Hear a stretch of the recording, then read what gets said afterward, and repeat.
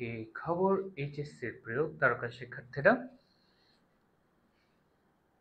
HSC পরীক্ষা যারা 25 আছো 26 আছো, তোমাদের মধ্যে যে কমন সাবজেক্টগুলো নিয়ে আলোচনা, এবং আজকের ক্লাসের টাইটেলেও তোমরা দেখেছো যে এমন একটা বিষয়, কি বলো দেখি, এমন একটা কঠিন বিষয়ের আমরা আজকে পড়বো যেটা তোমাদের কাছে সবার সবচেয়ে বেশি কঠিন লাগে।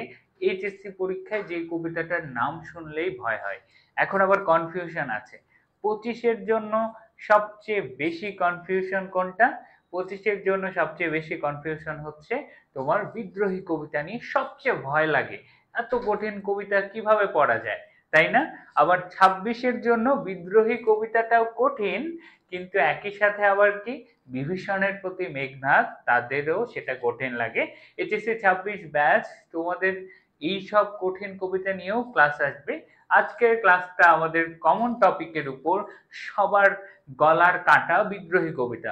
মনে হয় এত কঠিন ভাষা, এত কঠিন কবিতা, এটা পড়ে কি করব, এটা থেকে অ্যান্সার করব কিভাবে, এমসিকিউ তো পারবো না, কবিতার আগামাথা কিছুই বুঝি না। বাট আসলে কবিতাটা একদমই কঠিন না। তো যারা যুক্ত হয়েছে সেটা নিয়ে আলোচনা করছে। ওয়ালাইকুম আসসালাম। এইচএসসি 25 এবং 26 ব্যাচ ভাইয়েরা কেমন আছে সবাই? সবাই খুব দ্রুত ক্লাসটাতে জয়েন করো, ফ্রেন্ডদেরকে শেয়ার করো। তোমাদের সাথে এডুকেশনের যে জার্নিটা শুরু হচ্ছে, সেটা একটা লং টাইম জার্নি।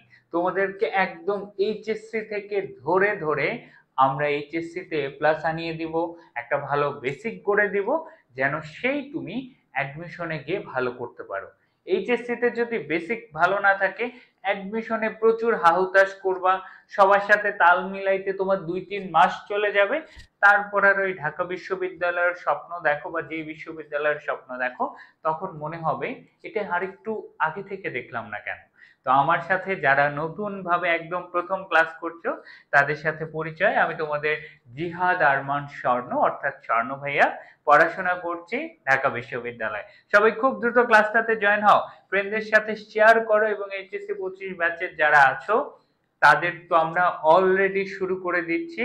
কি বলো দেখি, মাত্র 30 দিনের এ টু জেড সাজেশন কোর্স, এবং তোমাদের জন্য অফার দেওয়া, জাস্ট তোমরা যে আমাদের স্টুডেন্ট, নামে মাত্র একটা মূল্য রাখার জন্য মাত্র 59 টাকায়, কত বলো দেখি, মাত্র 59 টাকায় তোমাদের হচ্ছে এই যে তোমাদের কি কোর্স শুরু হয়ে গেছে বলো দেখি, মাত্র 59 টাকায় তোমাদের সাজেশন কোর্স চালু হয়ে গেছে। তো দ্রুত ভর্তি হও, সেই ক্লাসগুলোতেও দেখা হবে। এবং 26 ব্যাচ তোমাদেরও কমন টপিক বিদ্রোহী কবিতা। সবাই খুব দ্রুত ক্লাসে জয়েন করো। আমি তোমাদের নামগুলো দেখতে চাই, কে কে আছো। এই নতুন বাচ্চাদেরকে নিয়ে আমাদের একসাথে জার্নিটা হবে। তো সেই জার্নিতে তোমাদের সবাইকে আমরা একসাথে দেখতে চাই। যারা আছো সবাই দ্রুত একটু তোমরা জানাও যে ভাইয়া আছি, ভাইয়া আমি ক্লাস শেয়ার করছি, তাহলে আমরা আমাদের পড়ায় ঢুকে যাব। এবং এই যে কঠিন কবিতা লাগে, আজকে যাই বলো, যত বোরিং লাগুক, যত কাজ থাকুক, একটু সবকিছু ওইদিকে দূরে সরায় দাও। দূরে সরায় দিয়ে আজকে এসে বলো যে ভাইয়ার কাছে আমি আজকে এমন ভাবে বিদ্রোহী কবিতা পড়ছি, আগামী যাদের হাতে 1 মাস আছে আর আমাকে বিদ্রোহী কবিতা দেখতে হবে না, যাদের হাতে 1 বছর আছে তারা এরপর থেকে বিদ্রোহী কবিতা আর দেখলে ভয় পাবা না। ঠিক আছে? রেডি তাহলে? হাতে যা কাজ যা কিছু তোমাদের থাকুক, একটু সেগুলো দূরে সরাই ফেলো। ভাইটা একটু দূরে সরাই ফেলো, শুধু হাতটা একটু শেয়ার বাটনে বসায় দাও এবং ক্লাসটা শেয়ার করে ফেলো। ঠিক আছে? ওকে। এবং ভাইয়াদের সাথে কি বলো দেখি, এবং ভাইয়াদের সাথে যে জার্নিটা তোমরা শুরু করেছো, সেই জার্নিটা একদম ভালোভাবে কন্টিনিউ করো। অনেকেই ক্লাসে চলে আসছো না? ওকে, ঠিক আছে। তোমাদের অ্যাডমিশনের ভাইয়ারাও ক্লাসের মধ্যে ঢোকা শুরু করছে। আলহামদুলিল্লাহ, আমি ভালো আছি। ওকে, ঠিক আছে। প্রতিদান, সোনার তরী, এগুলো পড়ো, সবই আসবে। এই বিদ্রোহী কঠিনটা নিয়ে আজকে শুরু করি। কেমন লাগে কবিতা পড়তে? দেখো, বিদ্রোহী কবিতা, যে কোনো কবিতা যখন পড়া শুরু করবে, কবিতার এমন একটা পার্ট আছে যেই পার্টটা থেকে এইচএসসি পরীক্ষায় প্রশ্ন আসা ফরজ। কবিতা কোন ছন্দে রচিত? কবিতাটা কি কোন ছন্দে রচিত, এবং আরেকটা প্রশ্ন হচ্ছে কবিতাটা কোথা থেকে নেওয়া। এই দুইটা পরীক্ষায় এইচএসসি এর বোর্ডে প্রশ্ন আসা একদম ফরজ হয়ে দাঁড়ায়। তাহলে কবিতা পড়ার আগে প্রথমে এইভাবে আলাদা করে আমরা কবিতার ডিটেলসটা পড়ে ফেলি। যে আমাদেরকে বলো দেখি, বিদ্রোহী যে কবিতাটা আছে কাজী নজরুল ইসলাম রচিত, বিদ্রোহী কবিতাটা কোথা থেকে নেওয়া বলো দেখি। এটা হচ্ছে কাজী নজরুল ইসলামের অগ্নিবীণা কাব্যগ্রন্থ থেকে নেওয়া, এবং এটার সালটাও খুবই বেশি গুরুত্বপূর্ণ, নোট করে ফেলো দেখি। এটার সালটা কত? 1922 সাল। কত সাল? 1922 সালে এটা প্রথম প্রকাশিত হয়। ঠিক আছে, ওকে। তাহলে ওকে, ঠিক আছে। তাহলে চলো দেখি কাজী নজরুল ইসলাম রচিত বিদ্রোহী কবিতাটির প্রথম কাব্যগ্রন্থ কোথা থেকে নেওয়া। অগ্নিবীণা কাব্যগ্রন্থ থেকে নেওয়া। কত সাল? 1922 সাল। মাথায় গেঁথে ফেলছো। নেক্সট জিনিস হচ্ছে, অগ্নিবীণা কাব্যগ্রন্থের কয় নাম্বার কবিতা? সেকেন্ড কবিতা। অগ্নিবীণা কাব্যগ্রন্থে অনেক কবিতা আছে, এর 2 নাম্বার কবিতাটা হচ্ছে আমাদের বিদ্রোহী কবিতা। এবং আরেকটা জেনে রাখো, সেটা হচ্ছে কোন পত্রিকায়? সাপ্তাহিক বিজলি পত্রিকায়। কোন পত্রিকা? সাপ্তাহিক বিজলি পত্রিকায় আমাদের এই যে বিদ্রোহী কবিতাটা পাবলিশ হয়। তাহলে এই ইনফরমেশন থেকে প্রতি বছর বোর্ড পরীক্ষায় প্রশ্ন আসে, খুবই সহজ। বিদ্রোহী কবিতা বললেই মনে করবা কোথা থেকে নেওয়া? অগ্নিবীণা থেকে নেওয়া। দ্বিতীয় কি? দ্বিতীয় হচ্ছে বিদ্রোহী কবিতা কত সালে প্রকাশিত হয়? অগ্নিবীণা যেহেতু 1922 সাল, 1922 সাল। একই সাথে লাস্ট প্রশ্ন, কোন পত্রিকায় প্রকাশিত হয়? বিজলি পত্রিকায় প্রকাশিত হয়। এবং তারপরে হচ্ছে কবিতাটা কোন ছন্দে রচিত।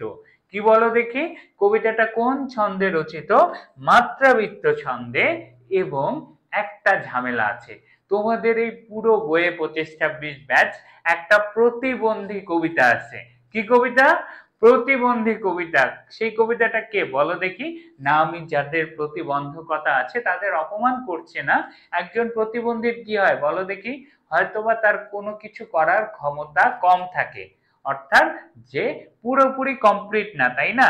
তো তোমাদের বইয়ের প্রতিবন্ধী কবিতাটা কোনটা বলো দেখি। তোমাদের বইয়ের এই বিদ্রোহী কবিতাটা হচ্ছে প্রতিবন্ধী কবিতা। কেন? কারণ হচ্ছে তোমাদের বইয়ের একমাত্র কবিতা এটা যেটা অসম্পূর্ণ মাত্রাবৃত্ত ছন্দে রচিত। কোন? অসম্পূর্ণ মাত্রাবৃত্ত। অসম্পূর্ণ মাত্রাবৃত্ত ছন্দে রচিত। তাহলে জেনে রাখো, আমাদের বইয়ে একটা কি কবিতা আছে? আমাদের বইয়ে একটা প্রতিবন্ধী কবিতা আছে। কি বলো দেখি। আমাদের বইয়ে একটা প্রতিবন্ধী কবিতা আছে। সেই প্রতিবন্ধী কবিতাটার নাম কি ভাইয়া? সেই প্রতিবন্ধী কবিতাটার নাম হচ্ছে বিদ্রোহী কবিতা। যে প্রতিবন্ধী কবিতাকে নিয়েই আমরা পড়বো। কেন? কারণ হচ্ছে বিদ্রোহী কবিতাটা মাত্রাবৃত্তে ছন্দে রচিত, বাট এখানে কি পর্ব আর মাত্রার সংখ্যা সুরক্ষিত হয়নি, বা পর্ব আর মাত্রার সংখ্যা ঠিকমতো নিয়ম যেটা আছে সেই নিয়মটা মেনে চলে নাই। ক্লিয়ার? তাহলে বিদ্রোহী কবিতা পড়ার আগে কবিতার ডিটেলস যেখান থেকে 1 মার্ক পরীক্ষায় আসবে। বিদ্রোহী কবিতা 1922 সালে প্রকাশিত, অগ্নিবীণা কাব্যগ্রন্থ থেকে নেওয়া। অগ্নিবীণা কাব্যগ্রন্থের কয় নাম্বার? অগ্নিবীণা কাব্যগ্রন্থের 2 নাম্বার কবিতা। তারপরে কি, এটা হচ্ছে কোন ছন্দ? মাত্রাবৃত্ত ছন্দ। বাট ঝামেলা কি, মাত্রাবৃত্ত ছন্দে সবসময় পর্ব আর মাত্রার সংখ্যা থাকে সমান, বাট বিদ্রোহী কবিতায় সেটা মানে নাই। তাহলে সে প্রতিবন্ধী বা অসম্পূর্ণ মাত্রাবৃত্ত ছন্দের কবিতা। ঠিক আছে, ওকে, ক্লিয়ার? তাহলে তোমাদের বইয়ের এই কি বলো দেখি, তোমাদের বইয়ের এই প্রতিবন্ধী কবিতাটার ডিটেলস জানে ফেললা। এখন এই প্রতিবন্ধী কবিতা আমাদেরকে তো ঝামেলা দেয়, এত কঠিন লাগে কবিতা, একদমই না। বিদ্রোহী কবিতায় তুমি যদি শব্দার্থ জানো, বিদ্রোহী কবিতায় তুমি যদি ক্যারেক্টার গুলোকে A to Z জানো, বিদ্রোহী কবিতার সবগুলো লাইনের ব্যাখ্যা, সৃজনশীলের ব্যাখ্যা, ক নাম্বার খ নাম্বার সবকিছু তুমি পারবা। আজকে ভাইয়ার সাথে ক্লাস করো, মাথায় রাখবা বিদ্রোহী কবিতা তোমাকে মনে হবে একটা গল্প যেখানে শুধু অনেকগুলা চরিত্রের কথা বলা আছে। বিদ্রোহী কবিতার মেইন তাহলে হচ্ছে চরিত্র, বিদ্রোহী কবিতার মেইন হচ্ছে একটা গল্প যেখানে কবি খালি নিজের সাথে অসংখ্য মানুষের তুলনা করছে, শেষ। বিদ্রোহী কবিতায় আর কিচ্ছু নাই। এই ধারায় তুমি যদি বিদ্রোহী থেকে প্রশ্ন পাও পরীক্ষায় সৃজনশীলে, তাহলে অবশ্যই অবশ্যই উত্তর করবা, কেননা রেফারেন্স দেওয়া বা বেশি বড় করে সুন্দর করে লেখার বিদ্রোহী কবিতায় অনেক সুযোগ আছে। ঠিক আছে, ওকে, ক্লিয়ার, ওকে, ঠিক আছে। তাহলে চলো, তোমাদের ছন্দ পর্ব মাত্রা নিয়ে অনেক ঝামেলা আছে, কোনো ঝামেলা নাই। তোমাদের মুখস্থ করতে হবে কোনটা মাত্রাবৃত্ত অক্ষরবৃত্ত ছন্দ। তোমাদের 25-এর কথা বলছি এটা, কারণ তুমি কবিতা ধরে পরীক্ষার হলে তো তোমাকে কেউ কবিতা লিখে দিবে না, যে কবিতাটা তুমি ধরে ধরে কোনটা মাত্রাবৃত্ত কোনটা অক্ষরবৃত্তটা খুঁজে বের করবা, দরকার নাই।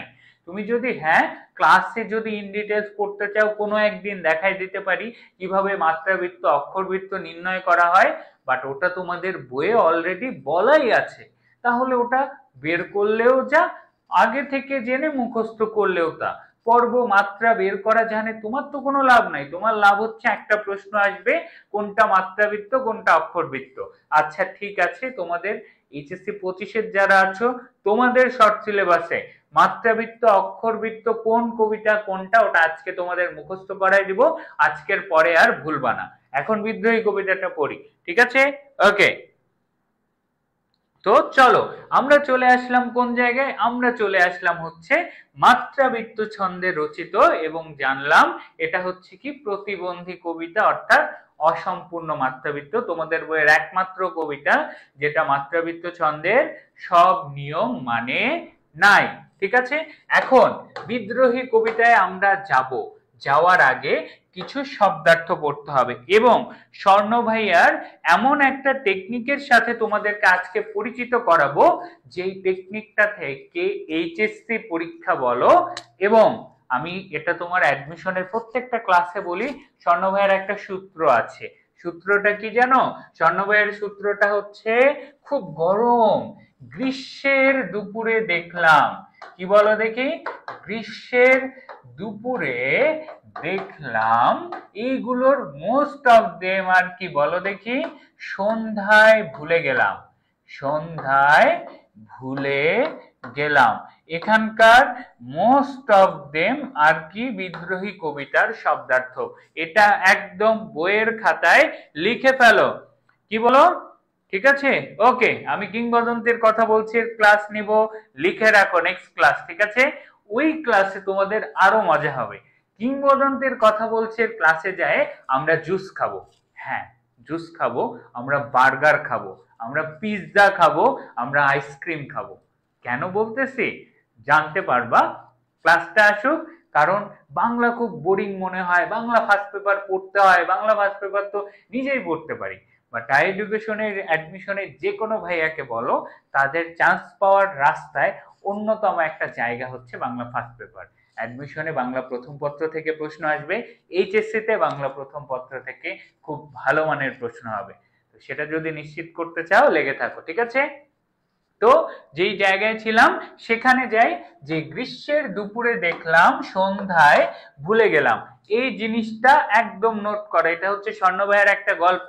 আমরা গেলাম স্বর্ণ ভাইয়াকে, গ্রীষ্মের দুপুরে দেখলাম স্বর্ণ ভাইয়া ভালো পড়াইতে পারে নাই, ভাইয়াকে সন্ধ্যায় ভুলে গেছে, এভাবে হইলেও মনে রাখো।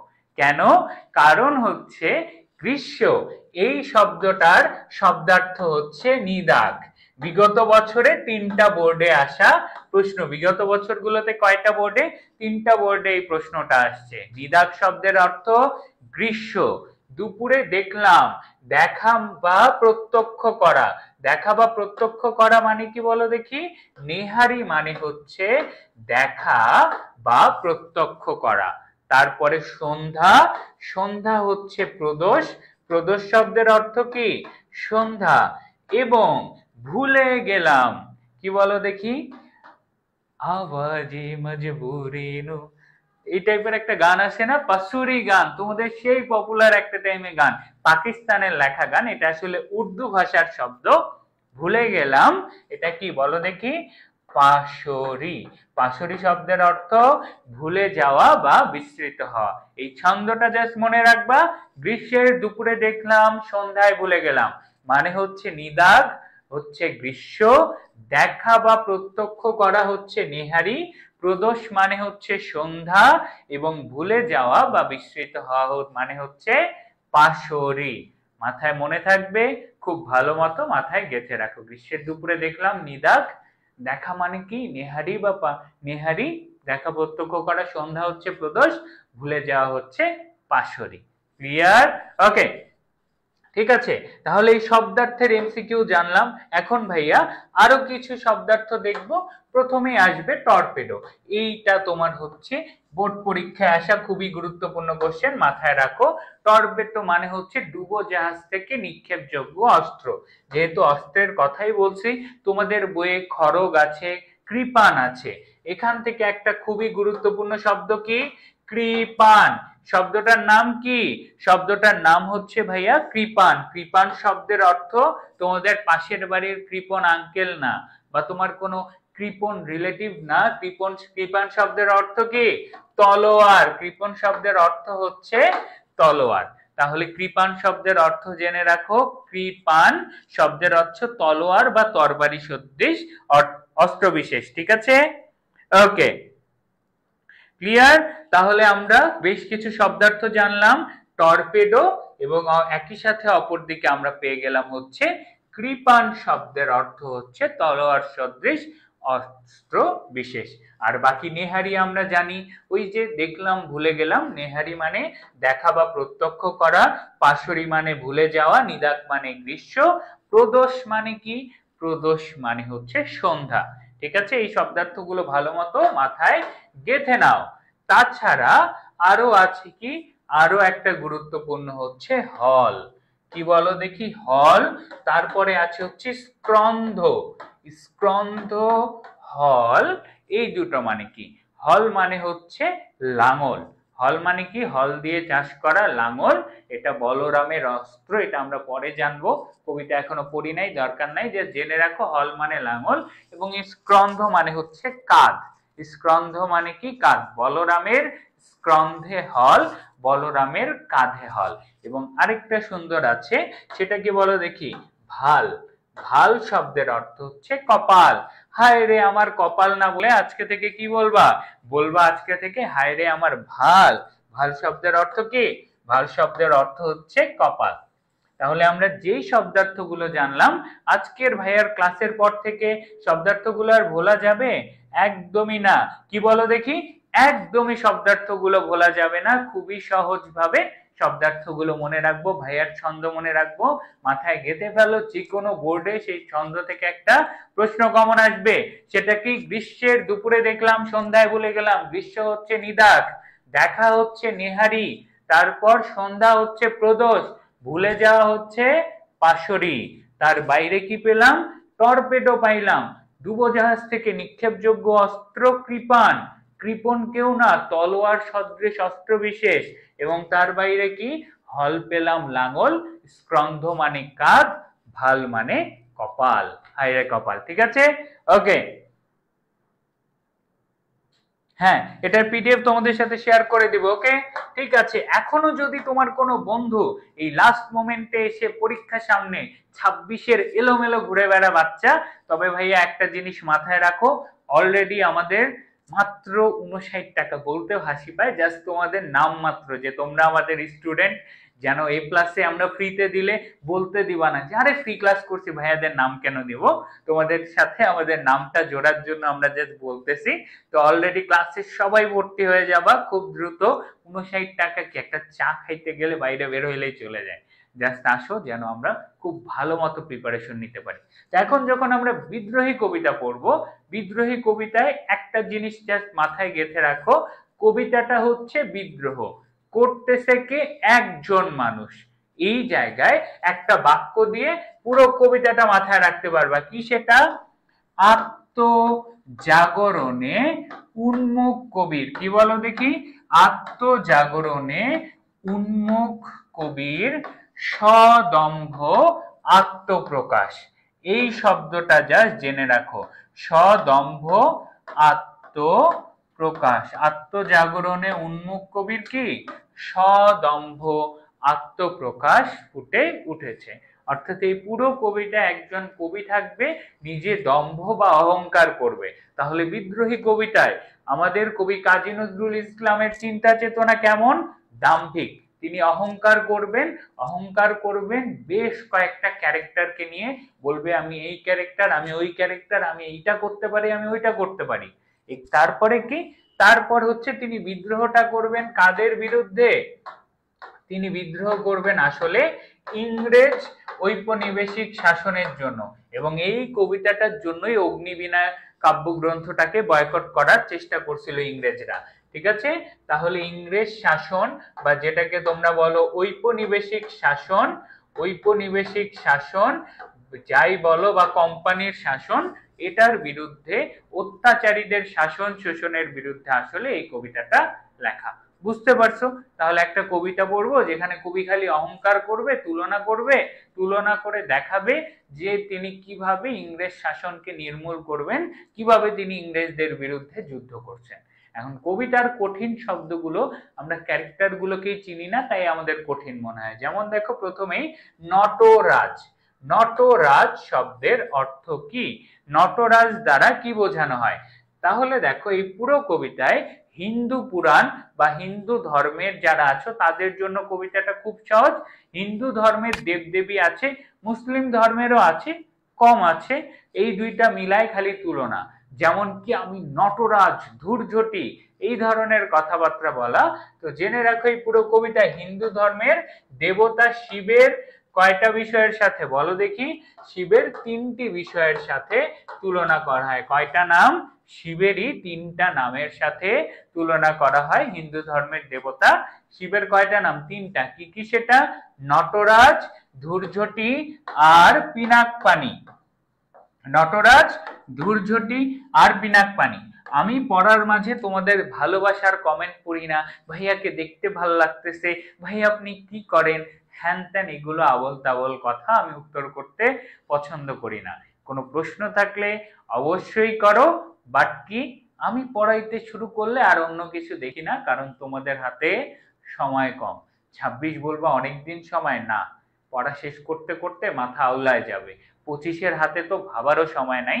তাই এই ধরনের কথাবার্তা বাদ, জাস্ট তোমাদের 26-এর কামব্যাক কোর্সে আসো, সেখানে রেগুলার ক্লাস করো, বুঝবা ভাইয়া গল্প কখন করবে, যখন তোমার চান্স হবে। একদিন সেশনে আসি সারাদিন গল্প করব, সমস্যা নাই। তোমার সাথে গল্প করব যখন তোমার এইচএসসি পরীক্ষা শেষ, নেক্সটে কি করবা, তাই না? তো এই গল্পের আলোচনা বাদ দাও, পড়ায় মনোযোগ দাও। যেখানে ছিলাম আমরা, দেবতা শিবের কয়টা নাম? 3টা নাম। তাহলে নটরাজ দ্বারা কাকে বোঝানো হয়? দেবতা শিবকে। ধূর্ঝটি দ্বারা কাকে বোঝানো হয়? দেবতা শিবকে। পিনাকপানি দ্বারা কাকে বোঝানো হয়? এটাও হচ্ছে দেবতা শিবকে। তাহলে ঝামেলাটা কোথায় ভাইয়া? এখন ঝামেলাটা হচ্ছে এক একটা নামের এক একটা অর্থ আছে। নটরাজ হচ্ছে সৃষ্টির ধ্বংসকালে, বা আমাদের মুসলমানদেরকে যদি বলি সেটা হচ্ছে কিয়ামত, আর হিন্দুদের এটা বলবে মহাপ্রলয়। কি বলবে বলো দেখি? মহাপ্রলয়ের সময় মহাদেবের ভয়ঙ্কর উদ্যম, মৃত্যুময় মৃত্যু। কবি নিজেকে নটরাজ বলেছেন তার শক্তির ভয়ঙ্কর রূপ বোঝানোর জন্য। তাহলে সিম্পলি ভেবে নাও, আমি নটরাজ, এই কথাটার দ্বারা কি বোঝানো হয়েছে? বোঝানো হয়েছে যে মহাপ্রলয় বা সৃষ্টির ধ্বংসের সময় দেবতা শিব যে নৃত্য করে, নিজের একটা ভয়ঙ্কর রূপ দেখাবে। কবি নিজেকেও বুঝান যে আমি এরকম ভয়ঙ্কর রূপের একজন বিদ্রোহী, যে কি করব, যে ইংরেজদের বিরুদ্ধে তাদের একদম মহাপ্রলয় যেভাবে শেষ হয়ে যায়, তাদেরকেও আমি শেষ করে দেব। তাহলে আজকে থেকে নটরাজ শব্দটা মাথায় আসা মানে দেবতা শিবের নাম। মহাপ্রলয়ের সময় তিনি যে তাণ্ডব নৃত্য করেন, সেরকম ভাবে কবি নিজের ভয়ঙ্কর রূপ, ইংরেজ শাসকদের বিরুদ্ধে ভয়ঙ্কর রূপ দেখানোর জন্যই নিজেকে বলেন কি? নটরাজ। ক্লিয়ার? ওকে, ঠিক আছে, ওকে। কই রে, তোমাদের কমেন্ট দেখতে পাচ্ছি না কেন? পড়ার মধ্যে কোনো কোশ্চেন থাকলে অবশ্যই করতে পারো। এলোমেলো কথা বলতে মানা করছি, কোশ্চেন করতে তো মানা করি নাই, খচ্চর গুলো। ঠিক আছে, তারপরে আসি ধূর্ঝটি। তারপরে কোথায় আসবো? তারপরে আসবো হচ্ছে ধূর্ঝটিটাতে। কিসে আসবো? ধূর্ঝটিতে আসবো।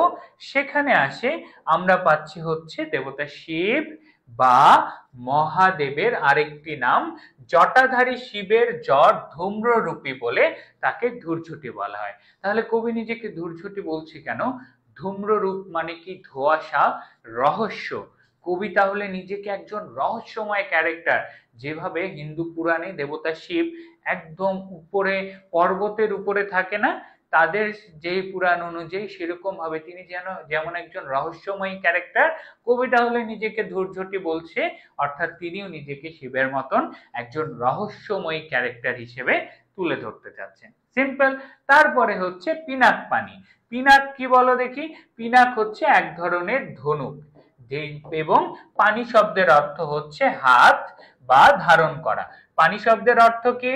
হাত বা ধারণ করা। তাহলে কবি নিজেকে পিনাক পানি বলছে, মানে কি? মানে হচ্ছে কবি নিজেকে দেবতা শিবের সাথে তুলনা করেছেন। তিনি যেমন একটা খুবই শক্তিশালী অস্ত্র পিনাক ধারণ করেন, নিজেও তিনি কি ধারণ করেন বলো দেখি? কবি নিজেকেও এমন শক্তিশালী রূপ দেখানোর জন্য তুলনা করছেন। প্রথমেই বলছি ক্যারেক্টার থাকবে, কবি এই ক্যারেক্টার গুলোর নাম নিবে, বলবে যে আমি এরা এরা। কেন আমি এগুলো? কারণ এরা শক্তিশালী, এদের স্পেশাল রূপ আছে। তাহলে কবি নিজেকে নটরাজ বলেন ভয়ঙ্কর রূপ দেখানোর জন্য, এটাও দেবতা শিব। ধূর্ঝটি বলেন রহস্যময়ী রূপ দেখার জন্য। পিনাক পানি, তিনি সবকিছুকে ধারণ করেন, অর্থাৎ অনেক শক্তি ধারণ করেন, বিদ্রোহের অনেক শক্তি তার মাঝে আছে, এটাই তিনি বোঝাইতে চান। ক্লিয়ার? তাহলে দেবতা শিবের তিনটা নাম, তিনটা আমাদের তুলনার ব্যাখ্যা এখানেই শেষ। ক্লিয়ার? ওকে। পড়া গুছাইতে গুছাইতে নিজেই এলোমেলো হয়ে গেছে। এলোমেলো হওয়া যাবে না ভাইয়া, সময় একদমই কম, পড়া একদম ধরে ধরে পড়তে হবে, ঠিক আছে? তারপরে আসি ইন্দ্রাণী সুত। খুবই সহজ। দেখো, সুত, পুত, হুত, এই ধরনের যত শব্দ আছে, কি বলো দেখি? সুত, পুত, হুত শব্দের অর্থ হচ্ছে ছেলে, ঠিক আছে? তাহলে ইন্দ্রাণী সুত মানে কি?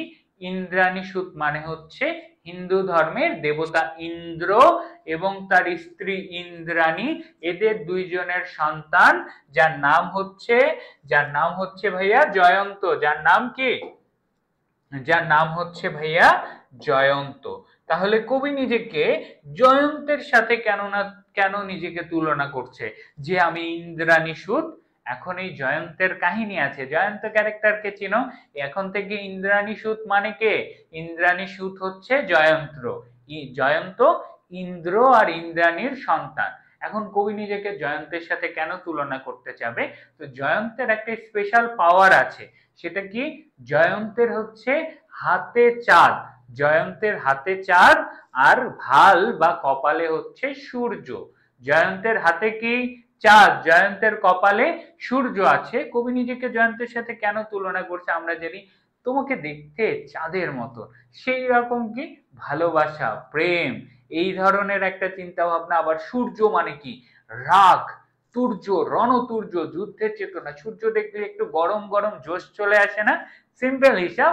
এই হিসেবে ইন্দ্রাণী সুত দ্বারা বুঝবা জয়ন্ত। জয়ন্তের হাতে চাঁদ, কপাল বা ভালে হচ্ছে সূর্য। ভাল শব্দের অর্থ কি? ভাল শব্দের অর্থ হচ্ছে কপাল। তাহলে কবি নিজেকে ইন্দ্রাণী সুতের সাথে কেন তুলনা করছে? খুবই সহজ, কারণ কবি নিজের দৈত্য চেতনা দেখাইতে চেয়েছেন। অর্থাৎ কবি একই সাথে প্রেম এবং দ্রোহ। তোমাদের বোর্ড পরীক্ষায় এখান থেকে দুইবার এই সেম প্রশ্নটা আসছে, যে কি বলো দেখি? হাতে চাঁদ ভালে সূর্য, এটা দ্বারা কবি কি বুঝাইছে? কবি বুঝাইছে যে দুই ধরনের চেতনা। হাতে চাঁদ দ্বারা তিনি প্রেম বা ভালোবাসার কথা বোঝাচ্ছেন অসহায় মানুষের জন্য, আর কপালের সূর্য দ্বারা তিনি বিদ্রোহ, দ্রোহ, অন্যায় শাসক ইংরেজি শাসনের বিরুদ্ধে তিনি দ্রোহ দেখাচ্ছেন। তাহলে জয়ন্ত এমন কেউ যার ভালোবাসাও আছে, দ্রোহ আছে। কবি তার মতনই হতে চান। তিনি ভালোবাসারও প্রতীক হতে চান, অসহায় মানুষের প্রেমের প্রতীক হতে চান। আবার কি? আবার হচ্ছে ওই যে ইংরেজ শাসক গোষ্ঠী আছে তাদের বিরুদ্ধে বিদ্রোহ বা যুদ্ধ করতে চান। ক্লিয়ার? খুব সহজ না ভাইয়া? এইভাবেই সহজভাবেই এখন তুমি যে কোনো খ নাম্বার খুব ভালো মতো ব্যাখ্যা করতে পারবা যদি তুমি ক্যারেক্টার গুলোকে চেনো। ঠিক আছে, ওকে। তারপরে আমরা চলে আসি হচ্ছে বেদুইন। প্রথম প্রশ্ন, বিদ্রোহী কবিতায় কয়টি জাতির কথা বলা আছে? কি বলো দেখি, বিদ্রোহী কবিতায় কয়টি জাতির কথা বলা আছে? বিদ্রোহী কবিতায় কয়টি জাতি বলো দেখি, কে পারবা? যে পারবা তার জন্য একটা চকলেট, একদম এই যে ফোনটা ধরে রাখো, একদম ভিতরে হাত দিয়ে বের করে একটা চকলেট দিয়ে দিব। কি বলো, উত্তর করো দেখি, বিদ্রোহী কবিতায় কয়টি জাতির কথা বলা আছে?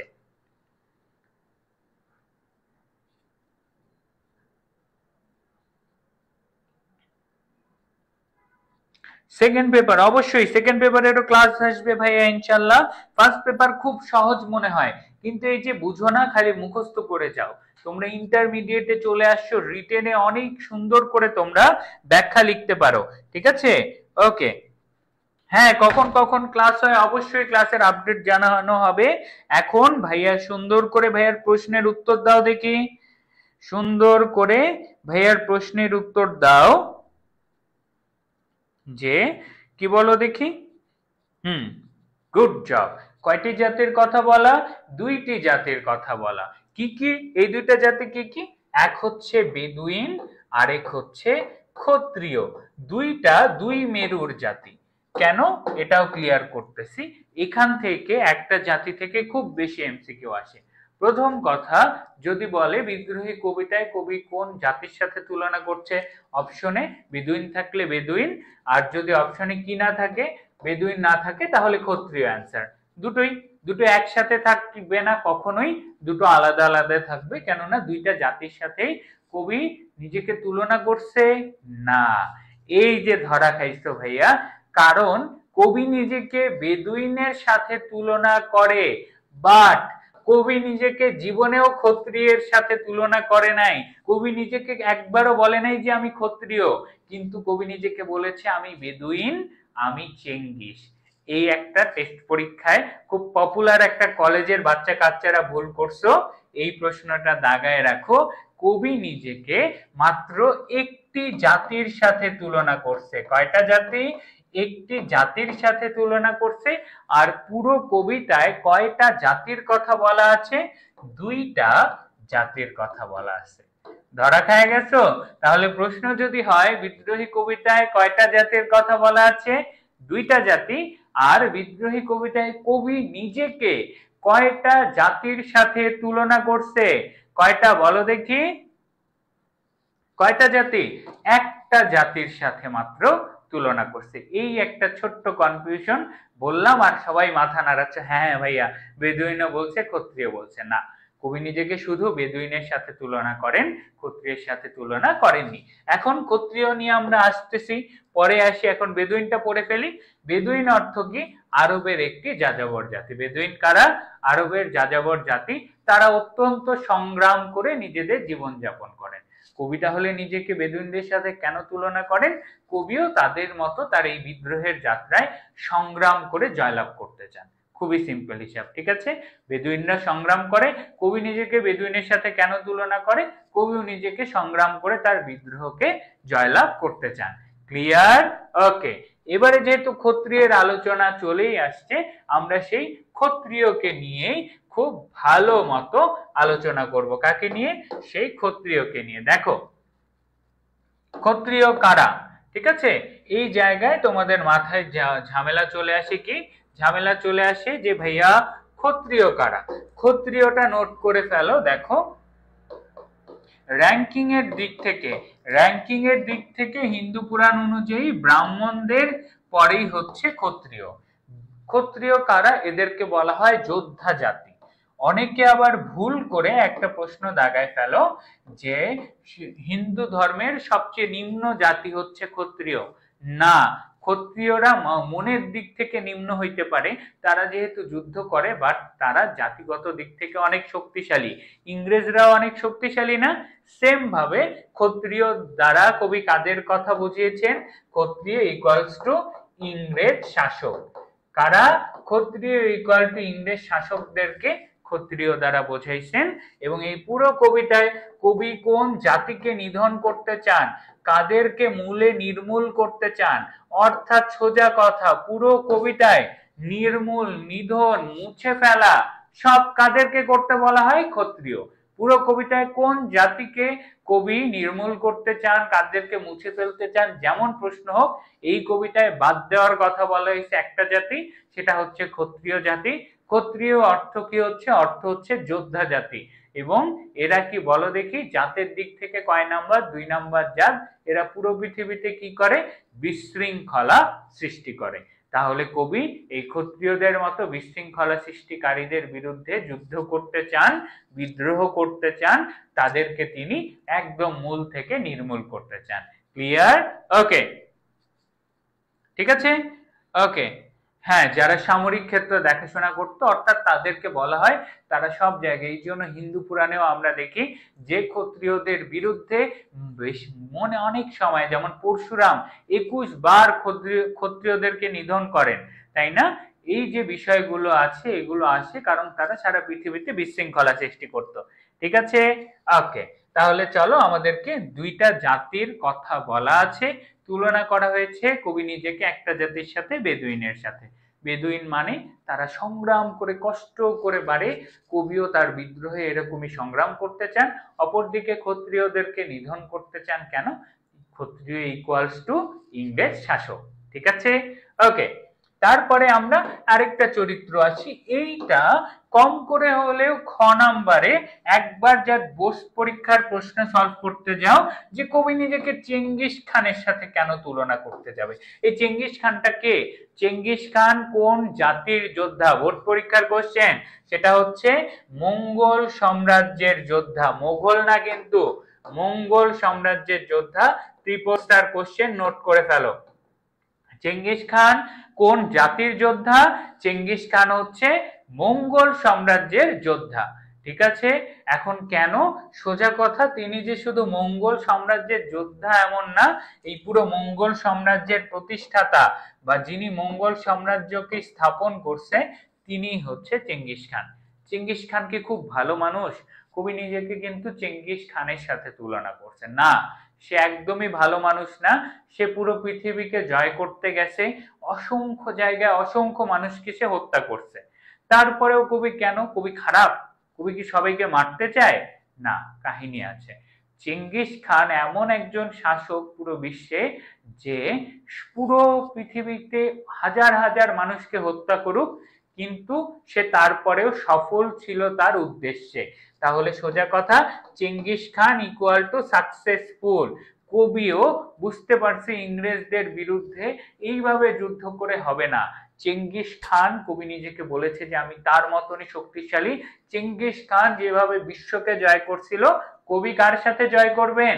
কবি সেই একইভাবে চেঙ্গিস খানের মতন সফলভাবে বিদ্রোহ করে ইংরেজদের বিরুদ্ধে সে যুদ্ধকে জয় করতে চায়। ক্লিয়ার? তাহলে কবি নিজেকে এখানে চেঙ্গিস খানের খারাপ দিক না, তিনি অসহায় মানুষদের উপর অত্যাচারও করতে চান তাও না। কেন কবি নিজেকে চেঙ্গিস খানের সাথে তুলনা করেন বলো দেখি? শুধুমাত্র একটা কারণের জন্য, সেটা হচ্ছে তার মতন সফল হওয়ার জন্য বিদ্রোহে। ক্লিয়ার? ওকে, তাহলে আমরা কতগুলো ক্যারেক্টার জেনে গেলাম। এই ক্যারেক্টার গুলোর লাইনই কবিতায় বারবার বলা থাকে, এবং এটাই তোমরা পারো না, তাই না? তাহলে চলো তারপরে যেই, কবি নিজেকে ইসরাফিলের কিসের সাথে তুলনা করে? ইসরাফিলের শিঙার মহা হুঙ্কারের সাথে তুলনা করে। ইসরাফিলের শিঙার কি বলো দেখি? মহা হুঙ্কারের সাথে তুলনা করে। কবি নিজেকে ইসরাফিলের শিঙার মহা হুঙ্কারের সাথে তুলনা করে। এখন সোজা কথা, কবি নিজেকে কেন তুলনা করলো? ইসরাফিলের শিঙার মহা হুঙ্কার পৃথিবীর কি যেভাবে ধ্বংস ঘোষণা করে এবং সৃষ্টি শেষ হয়ে যাবে, এইটার যে ঘোষণা করে, সেম ভাবে কবি নিজেকে ইসরাফিলের শিঙার মহা হুঙ্কারের দ্বারা, সেম জিনিস এই জায়গায় কানেক্ট করে ফেলো। ইংরেজ শাসন বা ইংরেজদের অপশাসনের শেষ ঘোষণা করে দিয়েছেন কবি, যে না, এই বাংলার মাটিতে আর অপকারীদের, অপরাধীদের, অত্যাচারীদের আর কি হবে না? জায়গা হবে না।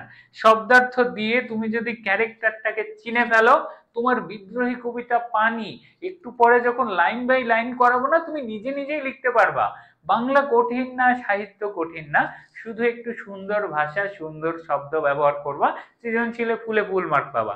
ক আর খ এই দুইটা যদি ভালো লেখো, ভিতরে তো এমনি চলে আসবে। তখন কবিতার ক্যারেক্টার দিয়ে ব্যাখ্যা লিখতে পারবা, গয়ে লেখাই শেষ হবে না, তোমার বরং লাস্টে লিখতে যে টাইম শেষ হবে। বিদ্রোহী কবিতা এতটাই মজার, কি বলো, মজা লাগতেছে না? এখন কয়েকটা ক্যারেক্টার, তাদেরকে চিনবো, এনাফ। তারপরে পিনাক পানি তো আগেই পড়ে ফেলছি। পিনাক নামে ধনু ধারণ করে শিব, শিবের তিনটা নাম কি কি? নটরাজ, ধূর্যটি আর পিনাক পানি। চলো আমরা তারপরে আমাদের পরবর্তী ক্যারেক্টারে চলে যাই, সেটা হচ্ছে দুর্বাসা। দুর্বাসাকে কি বলা হয়? বিদ্রোহী কবিতায় খ্যাপাকে, বিদ্রোহী কবিতায় খ্যাপা চরিত্রটাকে, বিদ্রোহী কবিতায় খ্যাপা চরিত্রটা হচ্ছে দুর্বাসা, তার নাম হচ্ছে খ্যাপা দুর্বাসা। খ্যাপা কোপন স্বভাব মানে কি? কোপন শব্দের অর্থ, দেখো এটা ভুল করিও না, কৃপান। কৃপান শব্দের অর্থ হচ্ছে তরবারির মতন অস্ত্র, ঠিক আছে? আর কোপন মানে হচ্ছে ক্রোধ বা ক্ষোভ বা রাগান্বিত, এরকম স্বভাবের মানুষ।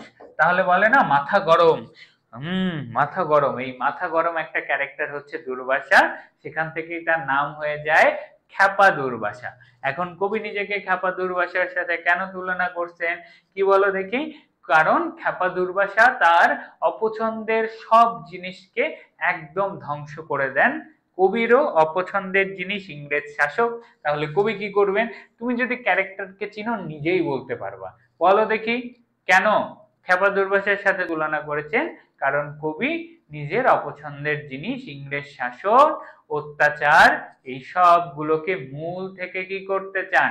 দূরে ধুয়ে মুছে ফেলে দিতে চান। কি করতে চান? ধুয়ে মুছে ফেলে দিতে চান। তারপরে আমরা ভাবো কাকে? বিশ্বামিত্র, খুবই গুরুত্বপূর্ণ। বিদ্রোহী কবিতায় কবি নিজেকে কার শিষ্য হিসেবে তুলনা করেছেন, বলো দেখি? বিদ্রোহী কবিতায় কবি নিজেকে বিশ্বামিত্রের শিষ্যের সাথে তুলনা করেছেন। কেন? কারণ হচ্ছে বিশ্বামিত্র এমন একজন মানুষ, আমরা একটু আগে পড়লাম ক্ষত্রিয় মানেই যোদ্ধা, ক্ষত্রিয় মানেই তারা পৃথিবীতে বিশৃঙ্খলা করবে, এবং বিশ্বামিত্র এমন একজন মানুষ যে কঠোর সাধনা করে ক্ষত্রিয়ের মতন এমন এক যোদ্ধা জাতি থেকে কি হয়ে গেছে? ব্রাহ্মণ হয়ে গেছে। তাহলে কবি নিজেকেও বলতেছে আমি বিদ্রোহ করি, আমি কি করতেছি?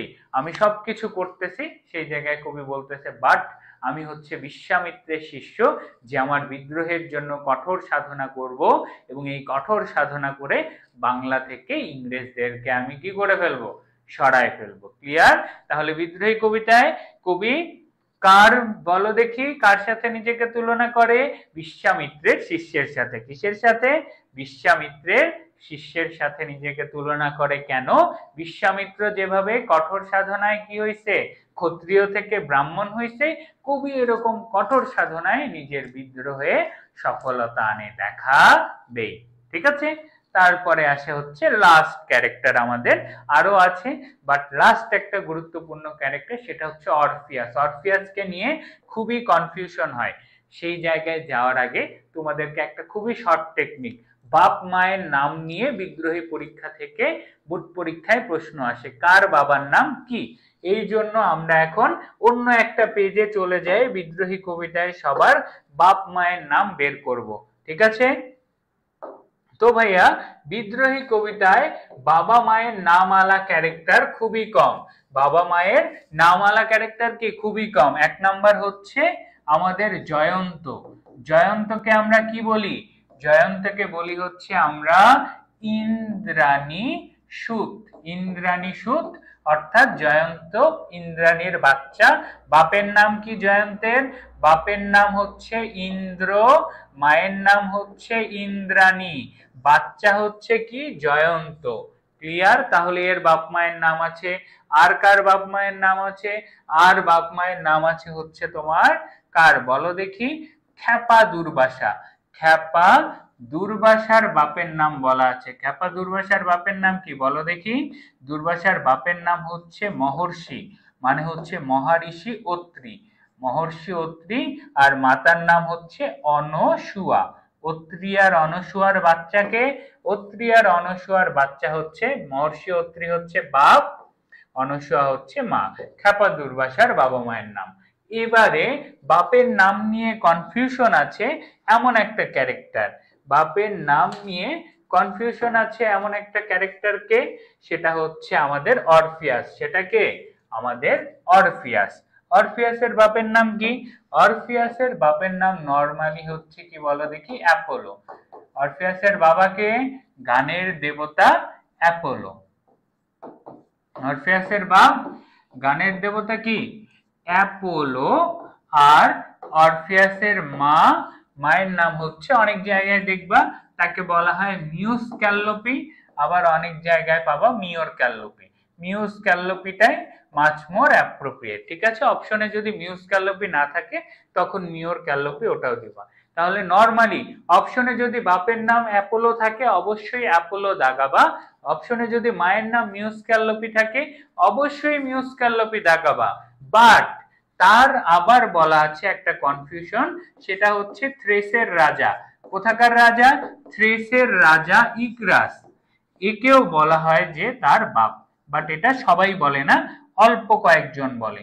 তাহলে এখন ভাইয়া প্রশ্ন, অপশনে যদি অ্যাপোলো থাকে আবার কি ইগ্রাসও আছে, আমি কোনটা অ্যান্সার করব? কি বলো দেখি? অপশনে যদি অ্যাপোলো থাকে ইগ্রাসও থাকে আমি কোনটা অ্যান্সার করব?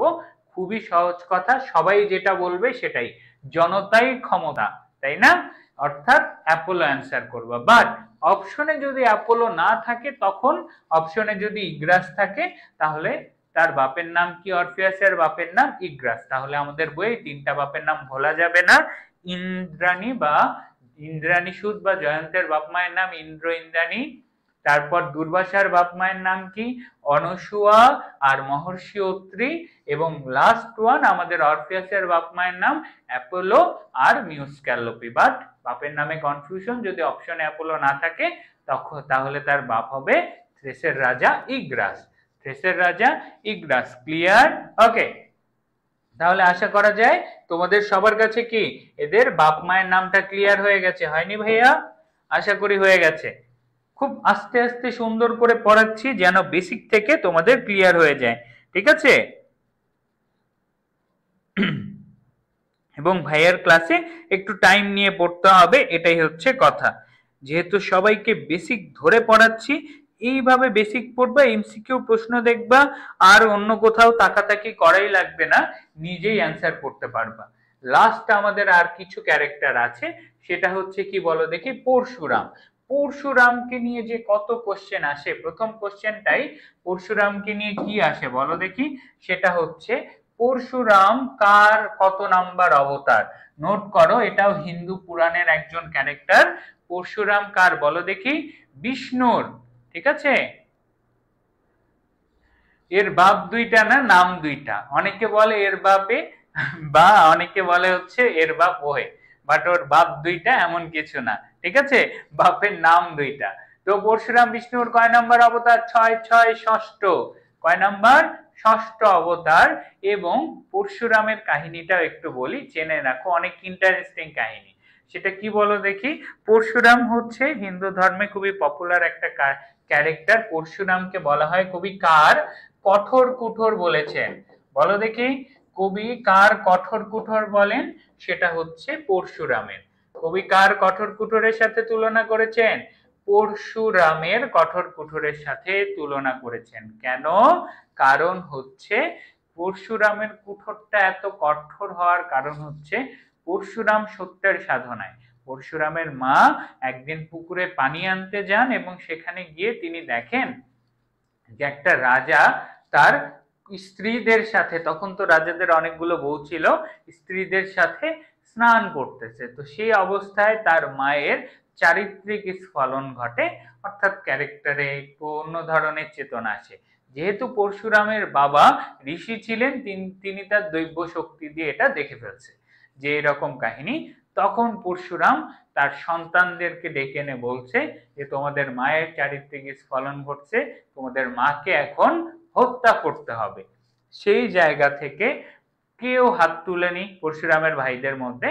বাট পরশুরাম যেহেতু সত্যের সাধনায় কঠোর, তারাও জানতো যে মা হত্যা মহাপাপ, তারপরেও সে নিজের সত্যের সাধনায় নিজের মাকে তার কি দিয়ে, কুঠার দিয়ে সে নিজের মাকে হত্যা করে। এবং পরবর্তীতে যদিও বা তার মা আবার জীবিত হয়, বাট এই যে সত্যের সাধনায় তিনি কোনো দিক দেখেননি। এবং পরশুরাম এইভাবেই 21 বার ক্ষত্রিয়দেরকে নিধন করেন। কয়বার? পরশুরাম কয়বার ক্ষত্রিয় নিধন করেন? 21 বার। তাহলে পরশুরামের মতনই কবি সত্যের সাধনায় এমন অটল থাকতে চান, অনবরত বার তিনি ইংরেজ শাসকদেরকে একদম বাংলা থেকে নির্মূল করতে চান বলেই কবি নিজেকে কার সাথে তুলনা করেন? পরশুরামের কঠোর কুঠোরের সাথে তুলনা করেন। ক্লিয়ার? ওকে, ঠিক আছে। কই কমেন্ট গুলো আসতেছে না কেন এদের? থামো তো। এই যে দেখো, জিনিয়া ফাহমিদা আরো জানে পরশুরাম যমদগ্নি ও রেণুকার পঞ্চম পুত্র। এটা বইয়ে দেওয়া নাই, দরকার নাই। যারা অ্যাডমিশনে পড়ে তাদের জন্য দরকার, অ্যাডমিশনে এটা পড়াই, বাট এখন তোমাদের দরকার নাই। জেনে রাখো যমদগ্নি আর রেণুকার পুত্র, ঠিক আছে। ওকে, তো আমাদের লাস্ট ক্যারেক্টার হচ্ছে বলরাম। কবি নিজেকে কার সাথে, কার কাঁধের লাঙলের সাথে তুলনা করেন? কবি নিজেকে বলরামের কাঁধের লাঙলের সাথে তুলনা করেন। স্কন্ধ মানে কি? স্কন্ধ মানে হচ্ছে কাঁধ, আর হল মানে হচ্ছে লাঙল। হল মানে কি? হল মানে হচ্ছে লাঙল। তাহলে এই ছোট্ট একটা অর্থ জেনে রাখো। কারণ বলরাম কি করে, তার কাঁধের হল দিয়ে পৃথিবীকে দ্বিখণ্ডিত করতে পারে। কি করতে পারে? তার লাঙল দিয়ে সে পৃথিবীকে আলাদা করে নতুন পৃথিবীর সূচনা করতে পারে চাইলে। তাহলে কবি নিজেকে বলরামের কাঁধের হলের সাথে তুলনা কেন করছে? কারণ হচ্ছে কবিও বলরামের মতন এমনই বিদ্রোহ করে বাংলাকে নতুন ভাবে তৈরি করতে চান, ইংরেজ শাসনকে ছাড়া। অর্থাৎ নতুন ভাবে তিনি বাংলাকে তৈরি করতে চান, দ্বিখণ্ডিত করতে চান। ঠিক আছে। তাহলে এই সিম্পল জিনিসগুলো থেকে তোমাদের কবিতার 90% ক্ষয়ের ব্যাখ্যা তুমি করতে পারবে। কয় পার্সেন্ট? 90%। প্রশ্নই তো এমন, কবি নিজেকে বিশ্বামিত্রের শিষ্যের সাথে কেন তুলনা করছেন? কবি নিজেকে পরশুরামের সাথে কেন তুলনা করেন? কবি ইন্দ্রাণী সুর দ্বারা কি বোঝায়? কাঁধে হল, বলরামের কাঁধে হলের সাথে কি বোঝায়? কবি কি বলো দেখি, আমার হাতে সূর্য, কি বলো দেখি, হাতে চাঁদ ভালে সূর্য, এটা দ্বারা কি বোঝায়? এগুলোই বোঝায়। এই ক্যারেক্টার গুলোকে চিনে এখন আমরা কবিতায় যাব।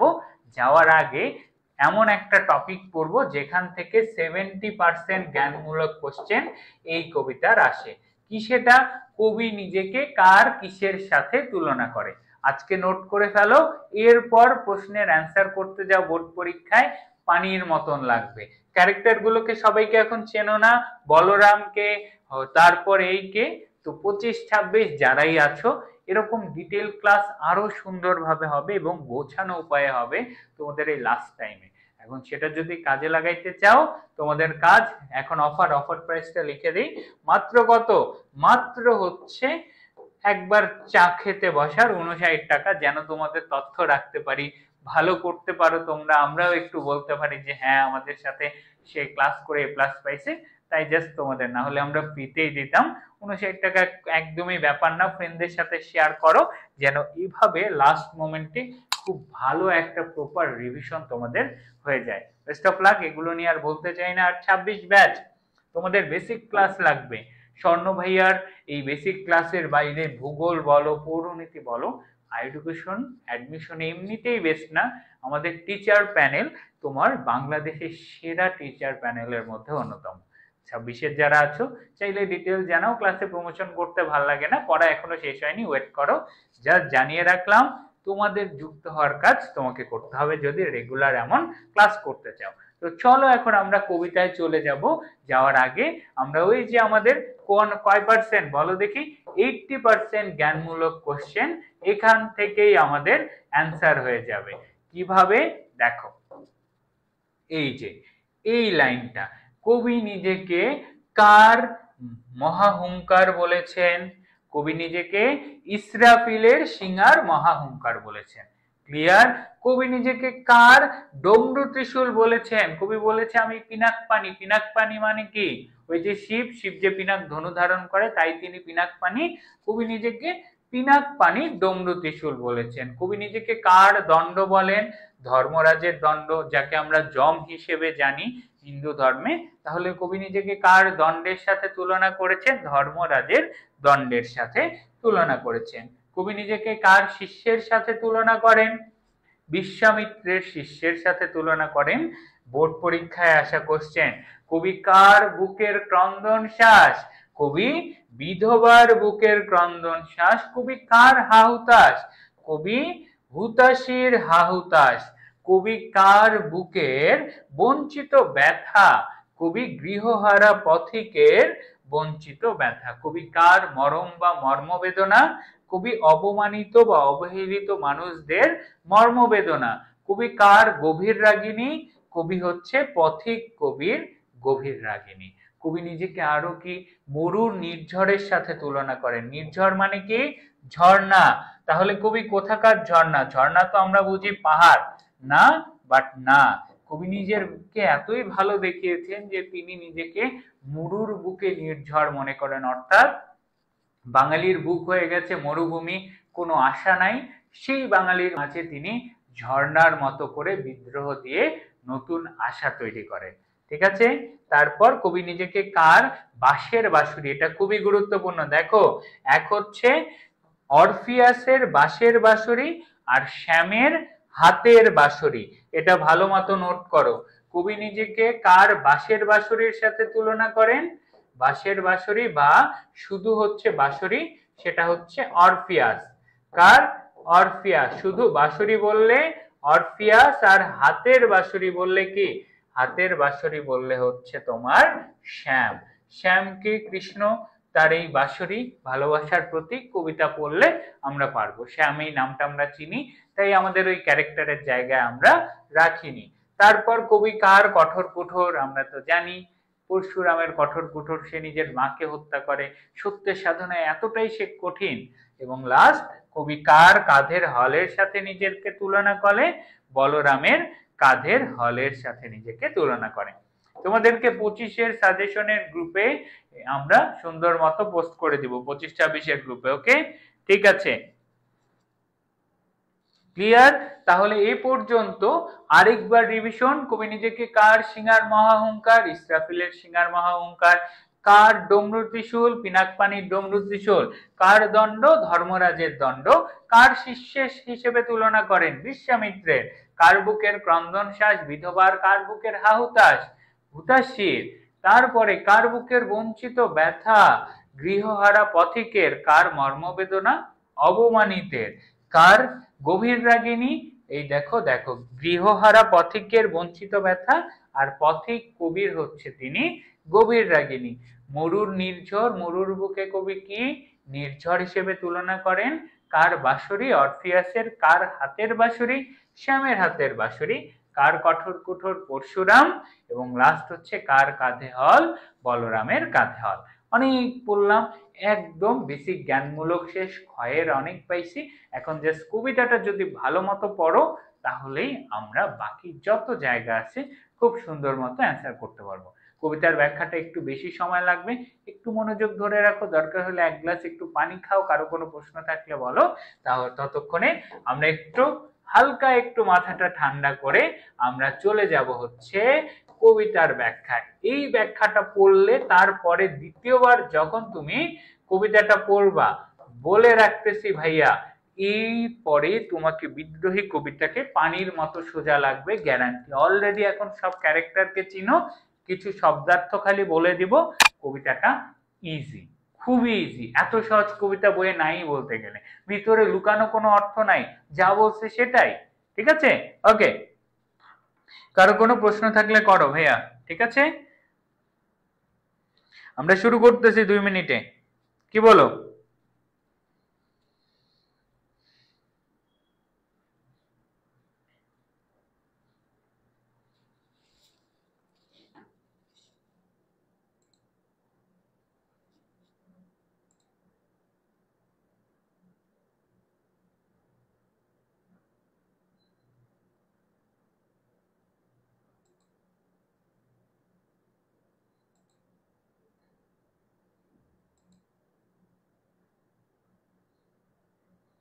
আমি তোমাদের কমেন্টের একটু দেখি, ঠিক আছে?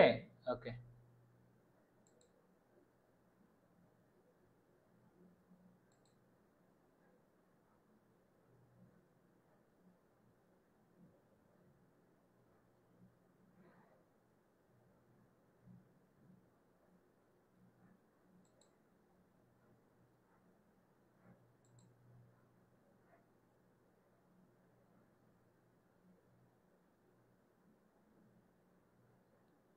কার কি কি প্রশ্ন আছে একটু দেখি ভাইয়েরা। এই তো পেয়ে গেছি তোমাদের কমেন্ট গুলো। ফোনে লোড নিতে একটু প্রবলেম হচ্ছে, তো আমি এখানে পিসি থেকে দেখি। ক্লিয়ার? ইয়েস। এবং ফাইনাল রিভিশন ব্যাচে বাংলা প্রথম পত্রের জন্য আমিই আছি। সো কোনো চিন্তা নাই, ডু ফুর্তি। ভাইয়ার এক একটা ক্লাস তোমাদের জন্য মনে করে রাখো মাস্টার ক্লাস হবে, ঠিক আছে?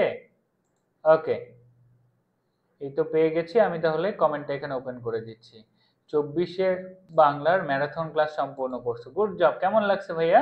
ঠিক আছে, ওকে। তাহলে ব্রেক শেষ। আমরা এখন দেখো কবিতাকে একেবারে ঝাঁঝরা করে ফেলবো। সব চিনি, বলো বীর বলো উন্নত মম শির, এখান থেকেই যেহেতু শুরু, খালি শব্দার্থ জানতে হবে, কবিতার ব্যাখ্যা পানি। কারণ অন্য কবিতা হইলে ভিতরের অর্থ ভাইয়াকে ছাড়া বুঝতে পারবা না, কিন্তু এখন শব্দার্থ জানলে বিদ্রোহী কবিতা তুমি নিজেই পড়তে পারবা। এখানে ভিতরে লুকায়িত অর্থ বলতে গেলে নাই। কবিতার থিম মাত্র দুইটা। এক হচ্ছে কবি বিদ্রোহ করবেন ইংরেজ ঔপনিবেশিক শাসকের বিরুদ্ধে। সেকেন্ড, কবি বিদ্রোহ করতেছে কাদের জন্য? অসহায় মানুষদের জন্য। এখন অসহায় মানুষদেরকে কবি একটু ভালোবাসা দেখাবেন। অর্থাৎ আমরা ভাবি বিদ্রোহী কবিতা মানেই রাগ রাগ, না। বিদ্রোহী কবিতায় দুইটা পার্ট আছে। একটা পার্টে কবি রাগ শক্তি পাওয়ার দেখাবে, আরেকটা পার্টে কবি ভালোবাসার কথা বলবে, অসহায় মানুষের পাশে দাঁড়াবে। এবং কবিতার লাস্ট পার্ট হচ্ছে কবি বলবে যে কি করলে আমার এই বিদ্রোহটা শেষ হবে, তোমাদের কি করা উচিত, কোন কাজটা যদি ঘটে যায় তাহলে আমার বিদ্রোহ শেষ হয়ে যাবে, আমি ক্লান্ত হয়ে গেছি বিদ্রোহ করতে করতে। এটাই ক্লিয়ার? তাহলে পুরো কবিতার থিম মাথায় রাখো। কবিতায় কিছু লাইন বুঝাবে বিদ্রোহ, ক্ষোভ, শক্তি, আত্ম অহংকার। আর কিছু পার্ট বুঝাবে অসহায় মানুষের প্রতি প্রেম, ভালোবাসা, তাদের জন্য কাজ করার চেষ্টা। এবং আরেকটা পার্ট হচ্ছে লাস্ট, সেটা কি? সেটা হচ্ছে কবি কি বুঝাবেন? কবি বুঝাবেন যে কিভাবে তার বিদ্রোহ শেষ হবে। এবং মাঝখানে কিছু লাইনে দ্বৈত চেতনা আছে, একদিকে ভালোবাসা প্রেম দুইটার একটু কানেকশন দেখাইছে, ভালোবাসা আর যুদ্ধ দুইটার কানেকশন। ক্লিয়ার? তাহলে চলো খুব সহজে, বলো বীর বলো উন্নত মম শির। মম শব্দের অর্থ কি? মম শব্দের অর্থ হচ্ছে আমার। তাহলে কবি প্রথমেই বলছেন যে বলবীর আমার মাথা সবসময় যেন উঁচু থাকে। প্রথমেই বলছে অহংকার করবে, অহংকারী মানুষ কি নিচু করে থাকে? গর্বে বুক ফুলায় মাথা উঁচু করে থাকতে চাচ্ছেন। শির নেহারি আমারি নত শির ওই শিখর হিমাদ্রির। এই খচ্চরের দল। স্বর্ণ ভাইয়ের টেকনিকে কি বলছি? গ্রীষ্মের দুপুরে দেখলাম, সন্ধ্যায় ভুলে গেলাম। দেখা প্রত্যক্ষ করা অর্থ কি? নেহারি। নেহারি অর্থ দেখা বা প্রত্যক্ষ করা। তাহলে বলো দেখি, শির মানে মাথা। শির মানে মাথা, হ্যাঁ তোমাদের মাথা, যে মাথায় পড়া ঢুকে না, খালি রিলস ঘুরে না। তাহলে এই যে শির নেহারি নত শির ওই শিখর হিমাদ্রির, অর্থাৎ আমার উঁচু মাথা দেখে হিমালয় পর্বত পর্যন্ত মাথা নিচু করে ফেলে। অর্থাৎ কবি এতই অহংকার দেখাইছে। তাহলে এটা খুবই সিম্পল, আত্ম অহংকারের একটা লাইন। তাহলে কবির উঁচু মাথা দেখে কারা কে মাথা নিচু করে থাকে? শিখর হিমাদ্রির মানে হিমালয় পর্বত। মানে কি? হিমালয় পর্বত। তারপরে কবি জাস্ট নর্মালি তুলনা করেছেন, কবি নিজেকে চিরদুর্দম দুর্বিনীত নৃশংস বলেছেন। কেন? ওই যে কবির বিদ্রোহ কতটা শক্তিশালী সেটা বোঝানোর জন্য। আর এই লাইনের কোনো দরকারই নেই, এমনি খালি কথা। তারপরে মহাপ্রলয়ের আমি নটরাজ। দেখছো মহাপ্রলয় শব্দের অর্থ কি? যখন সৃষ্টি ধ্বংস হবে। এবং এখান থেকে এইচএসসি পরীক্ষার একটা ট্রিপল স্টার কোশ্চেন, কি বলো দেখি? সৃষ্টির দেবতা, হিন্দু ধর্মে সৃষ্টির দেবতা, আবার একই সাথে বিয়ের দেবতা কে বলো দেখি? ব্রহ্মা বা প্রজাপতি। ব্রহ্মা বা প্রজাপতি, ঠিক আছে? ব্রহ্মা বা প্রজাপতি, তাকে আমরা দেখব হচ্ছে তাকে আমরা আর কোথায় অনুপমের অপরিচিতা গল্পেও দেখাবে, আমার ভাগ্যে প্রজাপতির সাথে পঞ্চস্বরের কোনো বিরোধ নাই। এই সেই প্রজাপতি বা ব্রহ্মা, একই মানুষ, যিনি সৃষ্টি বা বিয়ের দেবতা, এবং তার আয়ু, তিনি তো প্রথম থেকেই আছেন না, তার আয়ুর অবসান হবে কখন? এই যে তোমার মহাপ্রলয়ের সময়। তাহলে বলো দেখি, ব্রহ্মার আয়ুর অবসান হয় কখন? কি খচ্চর মানে হচ্ছে খুবই, কি বলবো এটাকে, খচ্চর বাচ্চা। আর কোনো এই কবিতার অর্থ করতে পারলে, এই খচ্চরের অর্থ মানে হচ্ছে খুবই দুষ্টু বাচ্চা। ঠিক আছে, দুষ্টুর একটা সহজ শব্দ। খচ্চর আসলে একটা প্রাণীর নাম যে খুবই চঞ্চল, সেখান থেকে তোমাদেরকে নাম দিছি খচ্চর। ঠিক আছে, ওকে। তাহলে কবি কি বলো দেখি, সৃষ্টির দেবতা অর্থাৎ মহাপ্রলয়ের সময় কার আয়ুর অবসান ঘটে? বলো, মহাপ্রলয়ের সময় ব্রহ্মার আয়ুর অবসান ঘটে। তাহলে কবি কিসের? নটরাজ তো আমরা জানি তাণ্ডব নৃত্য করবে মহাপ্রলয়ের সময়। গেল, আমি সাইক্লোন, আমি ধ্বংস। কবি নিজেকে সাইক্লোন ধ্বংস কেন বলেছেন? কবি নিজেকে সাইক্লোন ধ্বংস বলেছেন ওই একই কাজ, নিজের বিদ্রোহের কি ক্ষমতা এবং শক্তিমত্তা প্রদর্শনের জন্য। প্রথমেই এক লাইন সবগুলোর জন্য লিখবা, সবগুলাতেই মার্ক পাবা। একই থিম, আমার বিদ্রোহ কতটা শক্তিশালী, আমাকে ওটাই দেখাইতে হবে। তারপরে কবি নিজেকে কি বলে? আমি অভিশাপ পৃথিবীর। বোর্ড পরীক্ষায় আসা কোশ্চেন। কবি নিজেকে কিসের সাথে তুলনা করে? কবি নিজেকে পৃথিবীর কি বলেছে? অভিশাপ বলে। কবি নিজেকে কি বলে? পৃথিবীর অভিশাপ বলে। এটা কেন? এটা কারণ হচ্ছে কবি নিজেকে পৃথিবীর অভিশাপ বলেছেন কারণ পৃথিবীকে যেভাবে অন্যায় অত্যাচার ছেয়ে গেছে, সেই অবস্থায় পৃথিবীর জন্য কি ধ্বংস বা পুনরুত্থান প্রয়োজন। সেই কারণেই কবি নিজেকে পৃথিবীর প্রতি অভিশাপ, অর্থাৎ পৃথিবীকে নতুন ভাবে ঢেলে সাজানোর কথা ভাবেন। সে কারণেই নিজেকে কবি কি বলেছেন? পৃথিবীর অভিশাপ বলেছেন। সোজা কথা। অভিশাপ কি? অভিশাপ মানে হচ্ছে তার ক্ষতি হবে। কবি পৃথিবীর এমনই ক্ষতি চান যে ক্ষতিতে অন্যায় অত্যাচার মুছে যাবে। ক্লিয়ার? ওকে, তাহলে এখান থেকে আমাদের শেষ। খুব কঠিন কথা, একবার পড়ে দেখো দেখি। বলো বীর, বলো উন্নত মমশির। এই বলো রে, বলো বীর আমার মাথা উঁচু। আরে জানিস আমার মাথা দেখে কে মাথা নিচু করে ফেলে? হিমালয় মাথা নিচু করে ফেলে। এখানেই শেষ। আমার শক্তিমত্তা কত জানিস? দেখ, আমি চির দুর্দম, আমি দুর্বিনীত, আমি নৃশংস। আমি কার নটরাজ? আমি মহাপ্রলয়ের নটরাজ। আমি কি? আমি ধ্বংস। আমি কোন ঝড়? আমি হচ্ছে সাইক্লোন ঝড়। আমি কোন ঝড়? সাইক্লোন ঝড়। তারপর কি? আমি মহাভয়।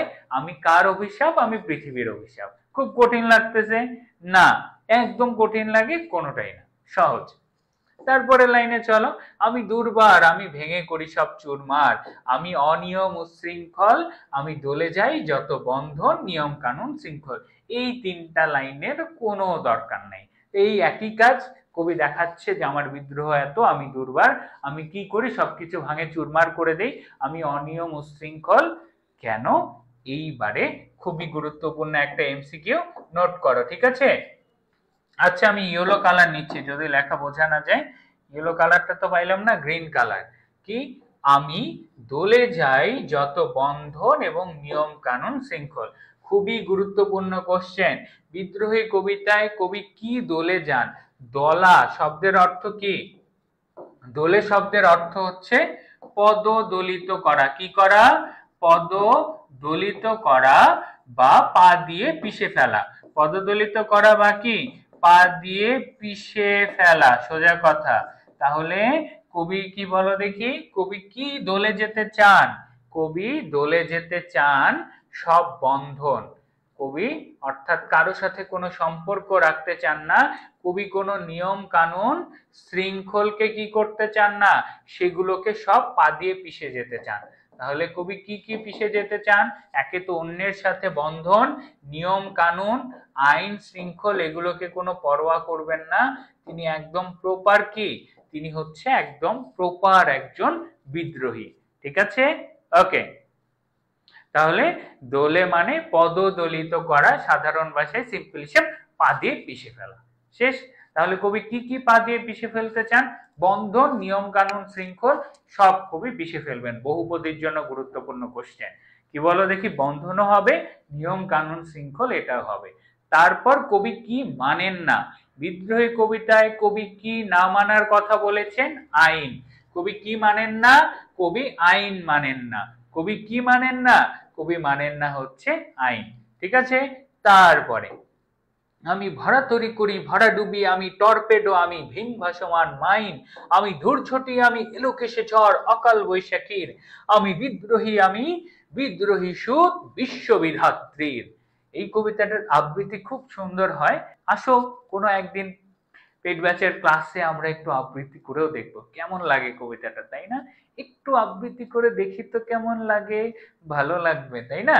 তো এই অবস্থা থেকে বিদ্রোহী কবিতায় এই লাইনগুলোর একটারও গুরুত্বপূর্ণ নাই। ওই সেম তিনি র্যান্ডম ভাবে কিছু বিষয়ের সাথে নিজেকে তুলনা করেন। যেমন টর্পেডো। টর্পেডো মানে কি? একটা অস্ত্র। এখন প্রশ্ন হচ্ছে, বিদ্রোহী কবিতায় আধুনিক যুগের কয়েকটি অস্ত্রের কথা বলা হয়েছে? বিদ্রোহী কবিতায় আধুনিক অস্ত্র আছে দুইটা। এক হচ্ছে টর্পেডো। টর্পেডো কি ওই যে ডুবোজাহাজ থেকে নিক্ষেপযোগ্য অস্ত্র। আরেকটা অস্ত্র হচ্ছে মাইন। কবিতায় কেমন মাইনের কথা বলা হয়েছে? ভাসমান মাইনের কথা বলা হয়েছে। তাহলে আধুনিক যুগের কয়টা অস্ত্র? দুইটা অস্ত্র, একটা টর্পেডো, একটা ভাসমান মাইন। এবং জেনে রাখো বিদ্রোহী কবিতায় ভীম শব্দের অর্থ কি? খুবই গুরুত্বপূর্ণ। ভীম শব্দটা ভয়ঙ্কর। কি বলো দেখি? ভয়ানক বা ভয়ঙ্কর শব্দের প্রতিশব্দ হিসেবে ব্যবহার হয়েছে। ট্রিপল স্টার বা ভীষণ বা বড় অর্থে। ঠিক আছে। ভয়ঙ্কর, ভয়ানক, ভীষণ বা বৃহৎ অর্থে ভীম শব্দটা বিদ্রোহী কবিতায় ব্যবহার করেছে, যে আমি ভীম ভাসমান মাইন, অর্থাৎ খুবই ভয়ানক একটা ভাসমান মাইনের সাথে তুলনা করেছে। ক্লিয়ার? শেষ। তারপরে বলছে আমি ধূর্ঝটি, আমি এলোকেশে ঝড় অকাল বৈশাখীর। এখান থেকেই তোমাদের একটা প্রশ্ন আসছে, সবাই কি বলো দেখি? সাইক্লোন দাগায় ফেলছে। দেখো ভাইয়া, সাইক্লোন মানে কি? সাইক্লোন মানে হচ্ছে ঝড়। ঠিক আছে। সাইক্লোন আর ঝড় তো একই জিনিস। তাহলে বললো যে বিদ্রোহী কবিতায় কোন ঝড়ের কথা বলা আছে? সবাই দাগায় আসছে সাইক্লোন। এ ভাই, ঝড় আর সাইক্লোন তো একই জিনিস। প্রশ্নটা যদি করতো কোন সাইক্লোনের কথা বলা আছে, উত্তর কি সাইক্লোন করতে তোমরা? না। তাহলে এই প্রশ্নটার উত্তর জেনে রাখো, সেটা হচ্ছে অকাল বৈশাখীর ঝড় কোনটা?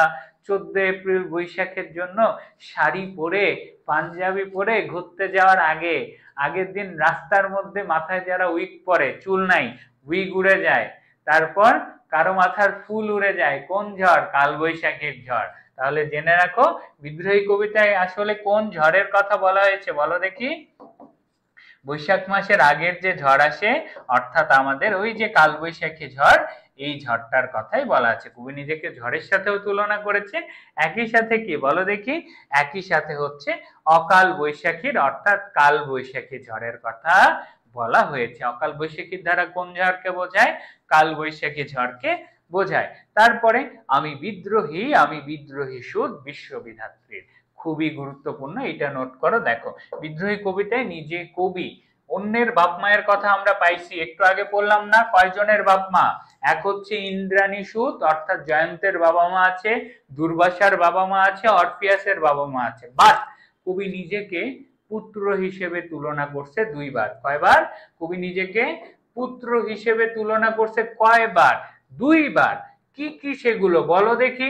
সেই দুইবার নিজেকে পুত্র হিসেবে করা তুলনা হচ্ছে, ফার্স্ট কি বলো দেখি? কবি নিজেকে বিশ্ববিধাত্রীর অর্থাৎ একেবারে পুরো বিশ্বের সন্তান হিসেবে নিজেকে তুলনা করছেন, বিশ্ববিধাত্রীর পুত্র। আরেকবার কার পুত্র?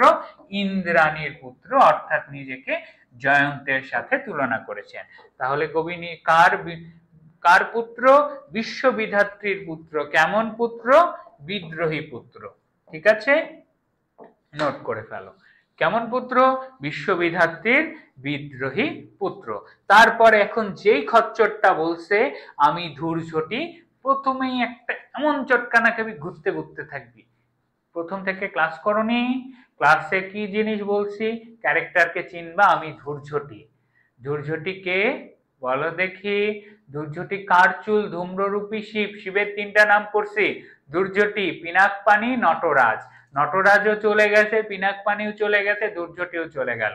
দুর্যটি দ্বারা বোঝায় রহস্যময়ী রূপ, কেন? তার ধূম্ররূপী চুল।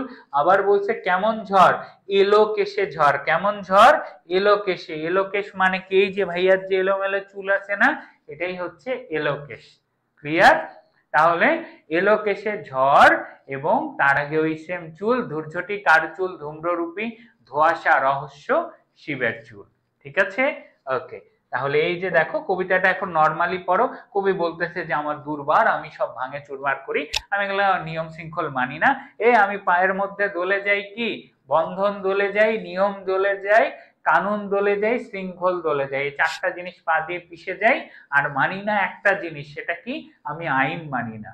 আমি মানি না কয়টা জিনিস? একটা জিনিস, সেটা কি? আমি আইন মানি না। আমি ভরা দড়িকে ডুবাই দেই। আমি কি? আধুনিক যুগের দুইটা অস্ত্র, একটা হচ্ছে টর্পেডো, একটা হচ্ছে ভাসমান মাইন্ড। আবার জেনে রাখ, আমার ভাসমান মাইন্ডটা কিন্তু ভীম, মানে ভীষণ বা ভয়ঙ্কর অর্থে। তারপর কি? তারপর হচ্ছে আমি ঝড়। কোন মাসে? আমি কোন ঝড়? আমি হচ্ছি কালবৈশাখী ঝড়, যেটাকে বলছি অকাল বৈশাখী। ঠিক আছে? তারপরে আমার কি বলো দেখি, চুল হিসেবে দুর্যটি আবার এলোকেশের ঝড়ের সাথে তুলনা করছি, এবং আমি বাচ্চা দুইজনের। কার বাচ্চা? আমি হচ্ছে বিদ্রোহী বাচ্চা বিশ্ববিধাত্রীর, আর আমি আরেকটা বাচ্চাকে আমি হচ্ছে নিজেকে জয়ন্তের সাথে তুলনা করছি, অর্থাৎ আমি ইন্দ্র আর ইন্দ্রাণীর বাচ্চা। ঠিক আছে? ওকে, ক্লিয়ার? তারপরে চলো পরবর্তীতে যাই। আবার সেম, বলো বীর চিত্র উন্নত মমশির, আমি সৃষ্টি আমি ধ্বংস, আমি লোকালয় আমি শ্মশান। এই জায়গায় কি বলো দেখি, তিনি একটা বিপরীত সুর তুলনা করছেন সৃষ্টির বিপরীতে। তাহলে বিদ্রোহী কবিতায় কোন লাইনে বিপরীতার্থক অর্থ ফুটে ওঠে? এটা হচ্ছে এই লাইনটা। এটা একটু জাস্ট তোমরা পড়লেই বুঝতে পারবা। কি বলো দেখি? বিপরীত, আরে উল্টাপাল্টা বানান ভুল হয়ে গেছে বিপরীতের। ঠিক আছে? এই দেখো, কোন লাইনে? এই লাইনে কবি নিজেকে কম্পেয়ার, অর্থাৎ বিপরীতার্থক সুর ফুটে ওঠে, বা বিপরীতার্থক অর্থ, যেমন সৃষ্টির বিপরীত ধ্বংস, লোকালয়ের বিপরীত হচ্ছে শ্মশান। এইভাবে কবি বুঝাচ্ছেন যে একই সাথে তিনি অসহায় মানুষদের জন্য লোকালয়, ইংরেজ শাসকদের জন্য তিনি শ্মশান। ঠিক আছে? আমি অবসান, আমি নিশাবসান, আমি ইন্দ্রাণী সুত, হাতে চাঁদ আর ভালে সূর্য, মম এক হাতে বাঁকা বাঁশের বাঁশরি, আরেক হাতে রণতুর্য। এই দুইটা লাইনের অর্থই সেম। এই পুরো লাইনের কথা একটাই, দৈত্য চেতনা। কেন? কি চেতনা? একসাথে চাঁদ মানে কি? কবির প্রেম। মম এক হাতে বাঁকা বাঁশের বাঁশরি মানে প্রেম। রণতুর্য মানে যুদ্ধ বা বিদ্রোহের চেতনা, দ্রোহ। আর আরেকটা লাইনে কি? আরেকটা লাইনেও সূর্য হচ্ছে দ্রোহ বা যুদ্ধের চেতনা। তাহলে এই দুইটা লাইনেই আমরা কি পাবো? দ্বৈত চেতনা পাবো। ব্যাখ্যায় লিখবা এভাবে, যে বিদ্রোহী কবিতার এই লাইনে কবির মাঝে দ্বৈত চেতনা ফুটে ওঠে। কি ফুটে ওঠে? কি বলো দেখি? দ্বৈত চেতনা ফুটে ওঠে, যেখানে তিনি ইন্দ্রাণীর সুর দ্বারা চাঁদ যেভাবে ভালোবাসার প্রতীক, সে একইভাবে তিনি মানুষের জন্য ভালোবাসা এবং প্রেমকে ধারণ করেন। একই সাথে সূর্যের মতো নিজের মাঝে রণতুর্য বা বিদ্রোহী চেতনা তিনি ধারণ করেন। সিম্পল।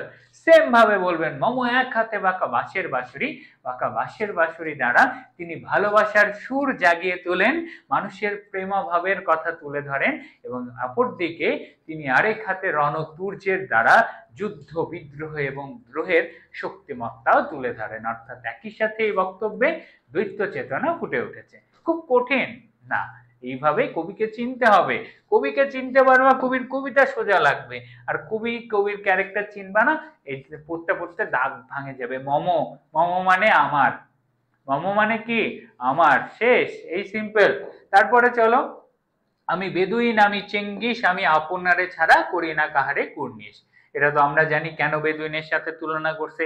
যাযাবর জাতি সংগ্রাম করে বড় হয়েছে, একটু আগেই পড়ছি। চেঙ্গিসের সাথে কেন তুলনা করছে?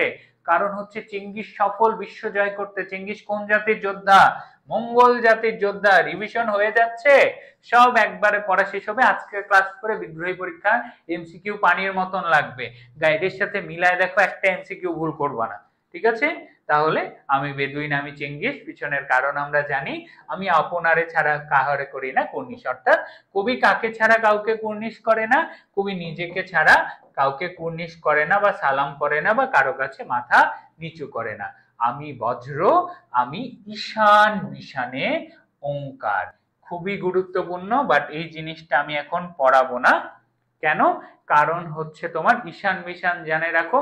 কোন কয়টা আমরা নরমালি জানি না, কয়টা কোণ? চারটা কোণ। কোন কয়টা? চারটা কোণ, উত্তর দক্ষিণ পূর্ব পশ্চিম। এখন আমাকে বলো দেখি ঈশান শব্দের অর্থ কি? ঝটপট করো, ঈশান শব্দের অর্থ কি? উত্তর করো এবং জেনে রাখো ওঙ্কার দ্বারা বোঝানো হয় বিদ্রোহের ডাক। ওঙ্কার দ্বারা এই কবিতায় বোঝানো হয়েছে বিদ্রোহের ডাক।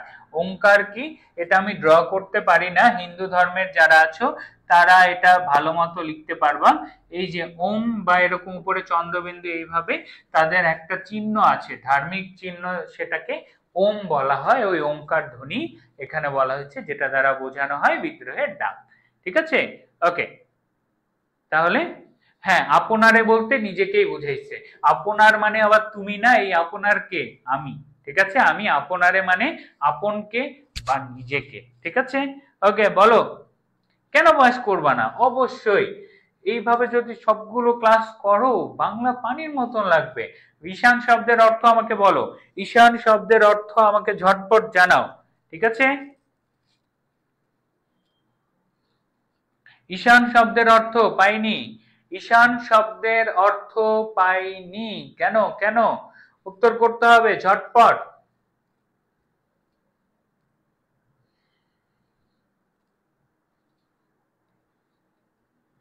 আচ্ছা, 149 টাকার কোর্স, ওটা মাত্র 59 টাকা। তোমাদের এইচএসসি 25 ব্যাচের জন্য ওটা ওটা মাত্র 59 টাকা। জাস্ট বলতেছি নামের জন্য, তোমাদের জাস্ট বলবো এইচএসসি 25-এর যে ফাইনাল রিভিশন কোর্সটা হচ্ছে সেটা অলরেডি তোমাদের প্রায় 1.5 থেকে 2,000 জন ভর্তি হয়ে গেছে। আমরা 5,000 জনে ভর্তি বন্ধ করে দিব। তো সিট পূরণ হওয়ার আগে জাস্ট দ্রুত ভর্তি হয়ে যাও, হাতে সময় কম। অলরেডি 30 দিনের কোর্স, একদিন যদি লেট করো অনেক পড়া বাদ দিয়ে যাবা। খালি ক্লাস করবা, পড়বা, পরীক্ষা ফাটাই দিবা, তারপর অ্যাডমিশনে আসো। তোমাদেরকে খেলা দেখাচ্ছি, বাংলার খেলা। ঠিক আছে, ওকে। ঈশান মানে কি? পূর্ব দিক। সবাই বলছে পূর্ব। আচ্ছা, ঠিক আছে। দেখো ভাইয়া, ঈশান বিশান, এই যে চারটা কোণ আছে না, উত্তর, দক্ষিণ, ডান দিকে হচ্ছে পূর্ব, বাম দিকে হচ্ছে পশ্চিম। এই সিম্পল জিনিসটা আছে না। এখন ঝামেলাটা হচ্ছে তোমাদের, বা উলট পালট হইলে বলিও, আমি জাস্ট দেখানোর জন্য, এই কোণগুলোর বাইরেও কোণ আছে।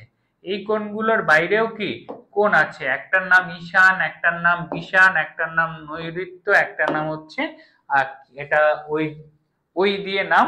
যাই হোক, এটা বলার কারণ একটাই, যে শুধু যে চারদিক না, চারিদিক, সবগুলো দিকের কোণের কথা বোঝাইতে এই শব্দটা ব্যবহার করা হয়েছে। কি বলো দেখি? আমি ঈশান আর বিশানে ওঙ্কার মানে আমি চতুর্দিকে ছড়িয়ে থাকা, আমি চতুর্দিকে ছড়িয়ে থাকা কি? আমি চতুর্দিকে ছড়িয়ে থাকা বিদ্রোহের ডাক। আমি ইসরাফিলের সিঙ্গার মহাহুঙ্কার। কেন? ওই যে নতুন করে বিদ্রোহ দিয়ে সৃষ্টি করবে পৃথিবীর। আমি পিনাক পানির ডমরু ত্রিশূল কেন জানি, তিনি ধর্মরাজের দণ্ড কেমন এটাও জানি, কবি চক্র মহাশঙ্খ কেন এটা জেনে রাখো। চক্র আর মহাশঙ্খ হচ্ছে হিন্দু ধর্মের দেবতা বিষ্ণুর কয়টা হাত? বিষ্ণুর হচ্ছে হাত চারটা, তার মধ্যে চারটা হাতের এক হাতে থাকে চক্র, এক হাতে থাকে মহাশঙ্খ, এক হাতে থাকে গদা, এক হাতে থাকে পদ্ম।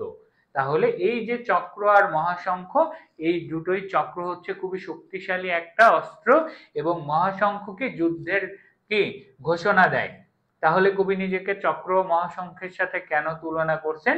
সোজা কথা, ইংরেজ শাসক এবং অন্যায় অত্যাচারের বিরুদ্ধে নিজের শক্তিমত্তা এবং বিদ্রোহের শুরুকে বোঝানোর জন্য এটা ব্যবহার করেছেন। খ্যাপা দুর্বাসা কেন বলছেন জানি, তার মতন করে ইংরেজদেরকে নিধন করবেন।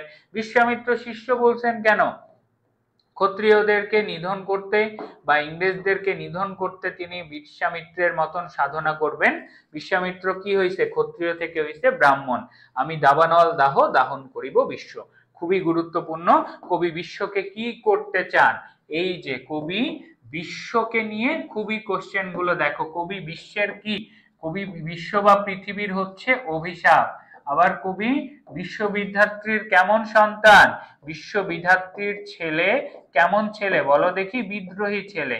এন্ড দ্য লাস্ট প্রশ্ন হচ্ছে কবি বিশ্বকে কি করতে চান, কবি বিশ্বকে দাহন করতে চান, অর্থাৎ পুড়িয়ে ফেলতে চান। যে কোনো একটা জমিতে যখন চাষ করতে হয় কি করতে হয়, পুরাই সব আবার নতুন করে ধান রোপণ করতে হয় না, একইভাবে কবি বিশ্বকে পুড়িয়ে অত্যাচারের বিরুদ্ধে একটা নতুন পৃথিবীর সূচনা করতে চান। ঠিক আছে, ওকে, ক্লিয়ার। চলো তারপরে আমরা যাই, আমি উন্মন্মন উদাসীন। এতক্ষণ আমরা খুব বিদ্রোহের কথা বললাম, ঠিক আছে। ঈশান কে আমরা উত্তর পূর্ব কোণও বলতে পারি, ইয়েস, আমরা এটাকে পূর্ব উত্তর পূর্ব কোণ বলা হয়। ঈশান শব্দের অর্থ পূর্ব কোণ না। আচ্ছা, যেটা জানো সবাই এটা নোট করে রাখো ভাইয়া। ঈশান শব্দের অর্থ কি, পূর্ব কোণ বলা যায় না, এটা নোট করে রাখো, ওটা আমি বলতে ভুলে গেছি। ঈশান কি, উত্তর পূর্ব। আর বিষানকে ধরা হয় কি বলো দেখি, বিষান যদিও বা কোণের নাম নয়, বাট তারপরেও এটা দ্বারা বোঝানো হয় চারিদিকে ছড়িয়ে থাকা হিসাব, এটা নোট করে রাখতে পারো। ঈশান মানে কিন্তু পূর্ব কোণ না, উত্তর পূর্ব কোণ, ঠিক আছে। অগ্নি নৈঋত্য, এই সাকিবুল তুমি আমার ক্লাস করছো নাকি? আমার ক্লাসে ডিটেলস ক্লাসে এই 4টা কোণ, বাট ওটা তোমাদের সময় নষ্ট হবে, দরকার নাই, অ্যাডমিশনে পড়াবো, ঠিক আছে, ওকে। তাহলে পরবর্তীতে চলে আসি, এতক্ষণ বিদ্রোহ হইল শেষ, এখন একটু মনটা ঠান্ডা করো, একটু ভালোবাসার, একটু অসহায় মানুষের পাশে দাঁড়ানোর কথা ভাবো। এই বাকি লাইনগুলো সেম। কবি কার উন্মন্মন, উন্মন শব্দের অর্থ হচ্ছে আনমনে। উদাসীর মানে কে, যে উদাসীন থাকে। তাহলে কবি নিজে কেমন ভাবে বলেছেন যে উদাসীন মানুষের তিনি আনমনে, মনের সাথে নিজেকে তুলনা করেন। বিধবার বুকের লুকায়িত ব্যথা বা ক্রন্দন শ্বাসের সাথে তুলনা করেন। হুতাশির হা হুতাশের সাথে তুলনা করেন। কবি কার বঞ্চিত ব্যথা বলো দেখি, গৃহহারা পথিকের আর পথবাসী, কি বলো দেখি, গৃহহারা পথিকের বঞ্চিত ব্যথা। কবি কার মর্মবেদনা, অবমানিতের মর্মবেদনা। তারপরে একই সাথে বিষ জ্বালাকার, এটাও হচ্ছে অবমানিতের, এবং তাদের বুকে কি, লাঞ্ছিত বুকে গতি ফের, অর্থাৎ অসহায় বুকে তিনি আবার নতুন করে আসার গতি সাধন করতে চান। তারপর খুবই গুরুত্বপূর্ণ, আমি উত্তর বায়ু, মলয় অনিল, উদাস পূরবী হাওয়া। এখানে উত্তর মানে উত্তর দিকের আসা বাতাস। মলয় শব্দের অর্থ জেনে রাখো, কি বলো দেখি, ভারতের দক্ষিণের পর্বত ঘট বা পর্বত শ্রেণী যেটা আছে যার নাম হচ্ছে মলয়, সেই মলয় থেকে আসা বাতাসের সাথেও নিজেকে তুলনা করে। অনিল শব্দের অর্থ কি, বায়ু। তারপরে হচ্ছে পূরবী হাওয়া, অর্থাৎ উত্তর দিকের বাতাস, দক্ষিণ দিকের বাতাস, পূর্বের বাতাসের সাথে তুলনা করে। তারপরে আমি পথিক কবির গভীর রাগিনী। কবি কার বেনুবিনে গান গাওয়া, পথিক কবির। শেষ, এখানে আর কিচ্ছু দরকার নাই, কি বলো দেখি, আজকেই করছো ইনশাআল্লাহ। তাহলে বিদ্রোহী কবিতা একটু অসহায় মানুষের ভালোবাসার কথা বলা আছে, খুবই সিম্পল কবিতাটা। আমরা কবিতার শেষে চলে আসছি ভাইয়া, তাড়াতাড়ি পড়ানোর কিচ্ছু নাই, এই লাইনটা পুরাটাই এমসিকিউ এর জন্য গুরুত্বপূর্ণ। কবি কার কে, কবি তুমি কার, কবি উন্মন্মন কার, উদাসীর। কবি কার বুকের ক্রন্দন শ্বাস, বিধবার। কবি কার হাহুতাশ, হুতাশীর। কবি কার বঞ্চিত ব্যথা, গৃহহারা পথিকের। কবি কার মর্মবেদনা, বিষ জ্বালা। কবি কার বুকে গতি ফেরান, অবমানিতের। কবি কোন দিককার বায়ু, উত্তরের বায়ু, মলয়ের বায়ু এবং পূর্বের বায়ুর সাথে নিজেকে তুলনা করেন। কবি কার গভীর রাগিনী, কার গান গাওয়া, কবি হচ্ছে পথিক কবির গভীর রাগিনী এবং পথিক কবির বেনুবিনে গান গাওয়া। অর্থাৎ পুরো জায়গায় তিনি অসহায় মানুষের সাথে যেন তারা যেন কবির সাথে রিলেট করতে পারে, সেই জন্য তাদের হয়ে কথা বলছে, ঠিক আছে, ওকে, ওকে, ঠিক আছে, ক্লিয়ার। ইনশাআল্লাহ আরো ক্লাস আছে অবশ্যই, আমরা চলে আসছি। তারপর কবি আকুল নিদাক তিয়াসা, এই জায়গায় সেম তুলনা দেখো, নিদাক মানে গ্রীষ্ম, কবি নিজেকে গ্রীষ্মের তৃষ্ণার সাথে তুলনা করেছেন। তিনি নিজেকে রৌদ্র রুদ্র রবি মরুর কি অর্থাৎ মরুভূমির নির্ঝর শ্যামলিমা ছায়া ছবি অরফিয়াসের বাঁশির সাথে কেন তুলনা করেন এটা জানো। Triple star question. এই শব্দটা জেনে রাখো। অরফিয়াস সম্পর্কে আমরা জানি কি, অরফিয়াসের বাপ হচ্ছে অ্যাপোলো, মা হচ্ছে মিউস ক্যালোপি। আর কনফিউশন কোথায়, সেটা হচ্ছে ওই যে থ্রেসের রাজা ইগ্রাস, অপশনে অ্যাপোলো না থাকলে কি দাগাবা, ইগ্রাস দাগাবা। বাট আসল কাহিনী হচ্ছে অ্যাপোলোর সাথে অরফিয়াসের বাঁশি আসলে কি, অরফিয়াসের ভালোবাসার মানুষের নাম জেনে রাখো, ইউরিডিস। অরফিয়াস কাকে ভালোবাসতো, ইউরিডিসকে ভালোবাসতো। কাকে, ইউরিডিসকে ভালোবাসতো। এবং অরফিয়াস ইউরিডিসের মন জয় করে কি দিয়ে, তার বাঁশি দিয়ে।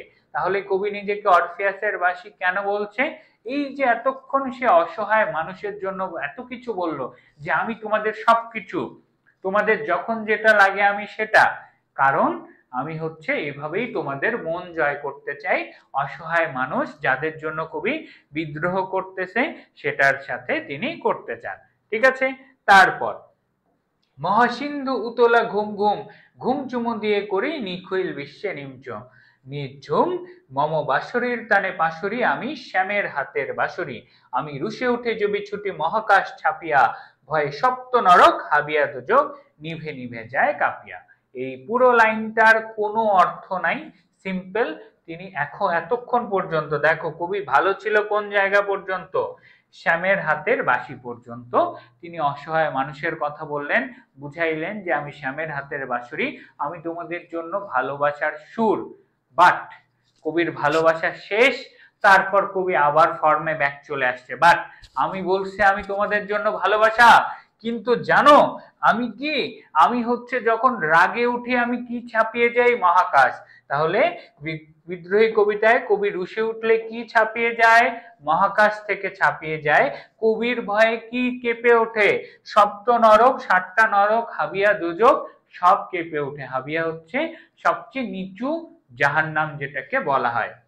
ঠিক আছে, অর্থাৎ সবচেয়ে কি বড় জাহান্নামকে বলা হয়। ঠিক আছে, অর্থাৎ কবির ফর্ম শেষ, সেই যে শ্যামের হাতের বাঁশরীর পর্যন্ত ভালোবাসার কথা বলছে, বাট তারপরে কি, বাট তারপরেই হচ্ছে কাহিনী শেষ, আবার কবি হয়ে গেছে বিদ্রোহ।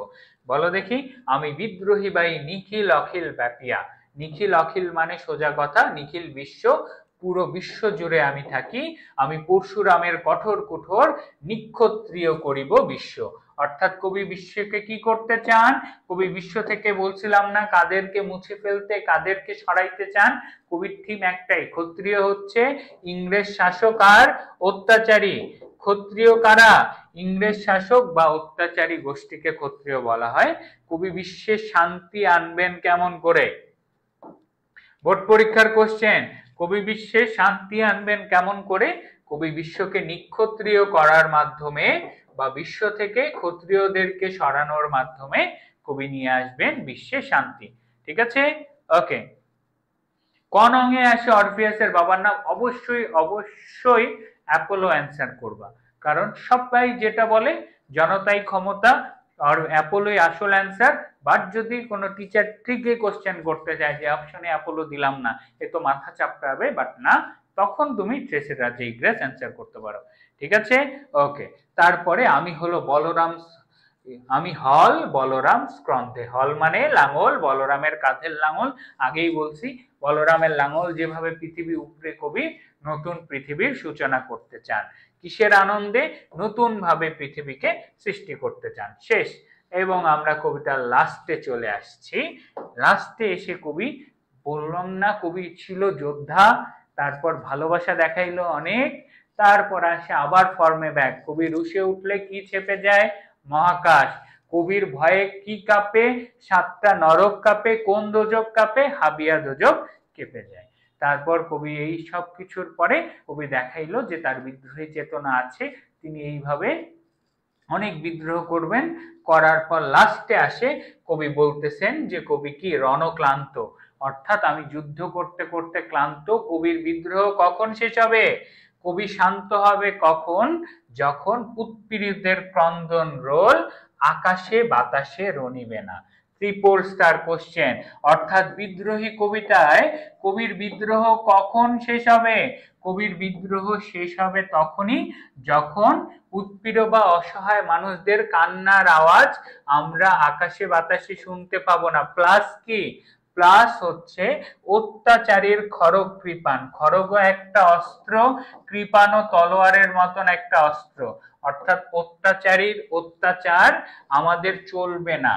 অর্থাৎ যখন কবির এই বিদ্রোহ শেষ হবে তখনই যখন অসহায় মানুষের কান্নার আওয়াজ আকাশে বাতাসে প্রতিধ্বনি করবে না, একই সাথে অত্যাচারীদের অত্যাচার অসহায় মানুষের উপর চলবে না, তখনই কবির কি বলো দেখি? কবির বিদ্রোহ একদম শান্ত হয়ে যাবে। আবারও কবি বলছেন, আমি বিদ্রোহী রণক্রান্ত, আমি সেই দিন হব শান্ত।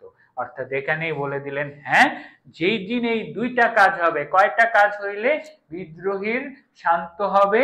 ফার্স্ট কাজ, অত্যাচারীর ক্রন্দন রোল মানে অসহায় মানুষের কান্না আকাশে বাতাসে আর প্রতিধ্বনি করবে না, এবং অত্যাচারীর অত্যাচার কন্টিনিউ থাকবে না। অর্থাৎ এখানে খড়গ কৃপান কিসের প্রতীক? তাদের অত্যাচার বা শাসনের প্রতীক, অত্যাচার বা অন্যায় শাসনের প্রতীক। এবং লাস্ট, আমি চিরবিদ্রোহী বীর। কবি কেমন বিদ্রোহী? নোট করে ফেলো, কবি হচ্ছে চিরবিদ্রোহী, অর্থাৎ চিরকাল তার মধ্যে বিদ্রোহী সত্তা থাকবে। বিশ্ব ছাড়ায় উঠিয়াছে একা চির উন্নতশীর, অর্থাৎ বিশ্বের উপরে তিনি মাথা উঁচু করে আছেন সৃষ্টির মহানন্দে। অর্থাৎ তিনি এই যে নতুন পৃথিবীর সৃষ্টি করার চেষ্টা করছেন, যেখানে কোনো ক্ষত্রিয় থাকবে না, ইংরেজ শাসক থাকবে না, সেই বিশ্বে তোমাদের সবাইকে স্বাগতম। এরই মধ্য দিয়ে আমাদের বিদ্রোহী কবিতার আলোচনা খতম। কবিতাটা খুব সিম্পল, লাইন বাই লাইন একবার নিজে পড়ে এমসিকিউ সলভ করতে যাও, এমন একটা প্রশ্ন নাই যেখানে আটকাবে ইনশাল্লাহ। তো আজকের ক্লাস কেমন লাগলো বলো? একদম এ টু জেড বেসিক বোঝানোর জন্য, যেহেতু 25-26 দুজনই আছো, সে দুজনের জন্যই এমন ভাবে পড়াই দিলাম। এইচএসসি 25কে তো আর পড়তেই হবে না, এবং 26কেও আর পড়তে হবে না, খালি বইটা দেখে একবার মিলায় কবিতাটা পড়ো। তুমি ব্যাখ্যা লিখতে পারবা, তুমি ক নাম্বার লিখতে পারবা, তুমি খ নাম্বার লিখতে পারবা, তুমি সৃজনশীলে ফাটায় লিখতে পারবা, কারণ তুমি ক্যারেক্টার জানো, তুমি কবিতা লেখার অর্থ জানো, কোন লাইনে কি বুঝাইছে সেটা জানো। বাকি একটু সাজায় গুছায় যদি লিখিবারই না পারো, তবে এইচএসসি পরীক্ষায় আসে তুমি কি করবো বলো? এতদিন পড়ছো, অনেক সৃজনশীল লেখা শিখছো, বানায় লেখা একটু শিখতে হবে। এই জন্য এত ডিটেলসে পড়াইলাম, যেন বেসিকটা বুঝো, সৃজনশীলে ভাইয়ার কথার মতো করে সুন্দর করে একটু লিখে দিতে পারো। ঠিক আছে? কারো কোনো কনফিউশন থাকলে অবশ্যই আমাকে জানাবা, আমি সেই কনফিউশন গুলোতে নেক্সট 5 মিনিটে ক্লিয়ার করে দিই। আর না থাকলে ধন্যবাদ জানাই। চলে আসো 26-এর সাথে দেখা হচ্ছে কামব্যাক কোর্সে, আর সাজেশন কোর্সে দেখা হচ্ছে তোমাদের বোর্ড পরীক্ষায় কমন আনে দেওয়ার জন্য। কোথায় বলো দেখি? সাজেশন কোর্স মাত্র 59 টাকা। আর যারা এইচএসসি 26-এর কয়েকজন আমাকে নক দিছিলা যে ভাইয়া প্রবলেম এখনই এত কিভাবে বলবো, অনলাইন ক্লাস সম্পর্কেই বাবা মা জানে না, তো পেজে মেসেজ দাও, দেখো প্রবলেম হইলে জানায়, একটু স্বর্ণ ভাইয়ের কথা বলিও যে তোমরা হচ্ছে মাসিক পেমেন্ট বা এই ধরনের বিষয়ে জানাইলেও তারা তোমাদেরকে হেল্প করবে। প্রবলেম থাকলে অবশ্যই জানাবা, এবং দেখা হবে খুব দ্রুত নেক্সট ক্লাসে। ক্লাসটা কেমন হইলো জানাবা। বুঝলাম ভাইয়া, good job, thank you. First time করলাম আমার ক্লাস, আরো দেখা হবে। আচ্ছা, ফার্স্ট টাইম পরিচয় আরেকবার বলে দিই, আমি তোমাদের জিহাদ আরমান, স্বর্ণ ভাইয়া। তো আমি অ্যাডমিশনে এডুকেশনে একদম শুরু থেকে বাংলা প্রথম পত্র ক্লাস নিয়ে আসতেছি, একই সাথে বাংলা দ্বিতীয় পত্র পড়াই। বাট সুফিয়ান ভাইয়া আছে তোমাদের একদম ফাটাফাটি করার জন্য, তো তিনি যেহেতু বাংলা দ্বিতীয় পত্র দেখছেন, আমি বাংলা প্রথম পত্রটাও তোমাদের ফাটাফাটি করে দিই। কি বলো? বাংলায় বাদ যাবে না একটা শিশু, কোনো টপিক বাদ যাবে না। নেক্সট দিন যেহেতু বলছো কিংবদন্তের কথা বলছি ক্লাস হবে, সেই ক্লাসে পেট ফাঁকা করে আসবা। আমরা জুস খাবো, আমরা বার্গার খাবো, আমরা আইসক্রিম খাবো, এরকম করে খেতে খেতে আমরা কবিতাকে একদম গিলে ফেলবো ইনশাল্লাহ। ঠিক আছে? ওকে।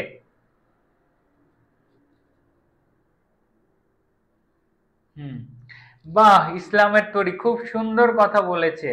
এই কবিতায় কবি নিয়েছেন অনেক রকম বেশ। এই হয়ে গেল আমাদের কবিতা পড়া শেষ। আসলে কবিতা এক এক গ্রুপ নিয়েছে, সুন্দর জব। এই সবাই তালি দাও ইসলামের তরির জন্য একটা। ঠিক আছে, ওকে, ঠিক আছে, ভাইয়াকে চেনে রাখো, স্বর্ণ ভাইয়া তোমাদের সামনে আরো আসবে। এবং যদি একদম বেসিক থেকে শুরু করতে চাও, ক্লাসের জন্য রেডি হও, খুব দ্রুত ক্লাস হয়ে যাবে, স্পেশালি 25 ব্যাচ। ভাই 59 টাকা তোমার চা খাইতে এক বেলা চলে যাবে, কোনো ব্যাপার না, জাস্ট তোমার তথ্যটা রাখার জন্য। তো ক্লাসে দেখা হবে, ফ্রি ক্লাসেও দেখা হবে, ততক্ষণ ভালো থাকো। আর কোনো প্রশ্ন পাইলাম না, সবার জন্য শুভ কামনা, থ্যাংক ইউ, ওকে, আসসালামু আলাইকুম। কারো কোনো প্রশ্ন থাকলে অবশ্যই আমাকে জানাইতে পারো। আমার পুরো নাম জিহাদ আরমান স্বর্ণ, ফেসবুকে সার্চ দিলেই পাবা। এই নামের একজনই ব্যক্তিত্ব আছে, জিহাদ আরমান স্বর্ণ, যেটাই এইচএডি। ঠিক আছে, একে খুঁজে পাবা। আমি রিপ্লাই ঠিক করতে পারি না, ক্লাসেই প্রশ্ন করবা বেশি, আমি উত্তর করবো ইনশাল্লাহ। ঠিক আছে, ওকে।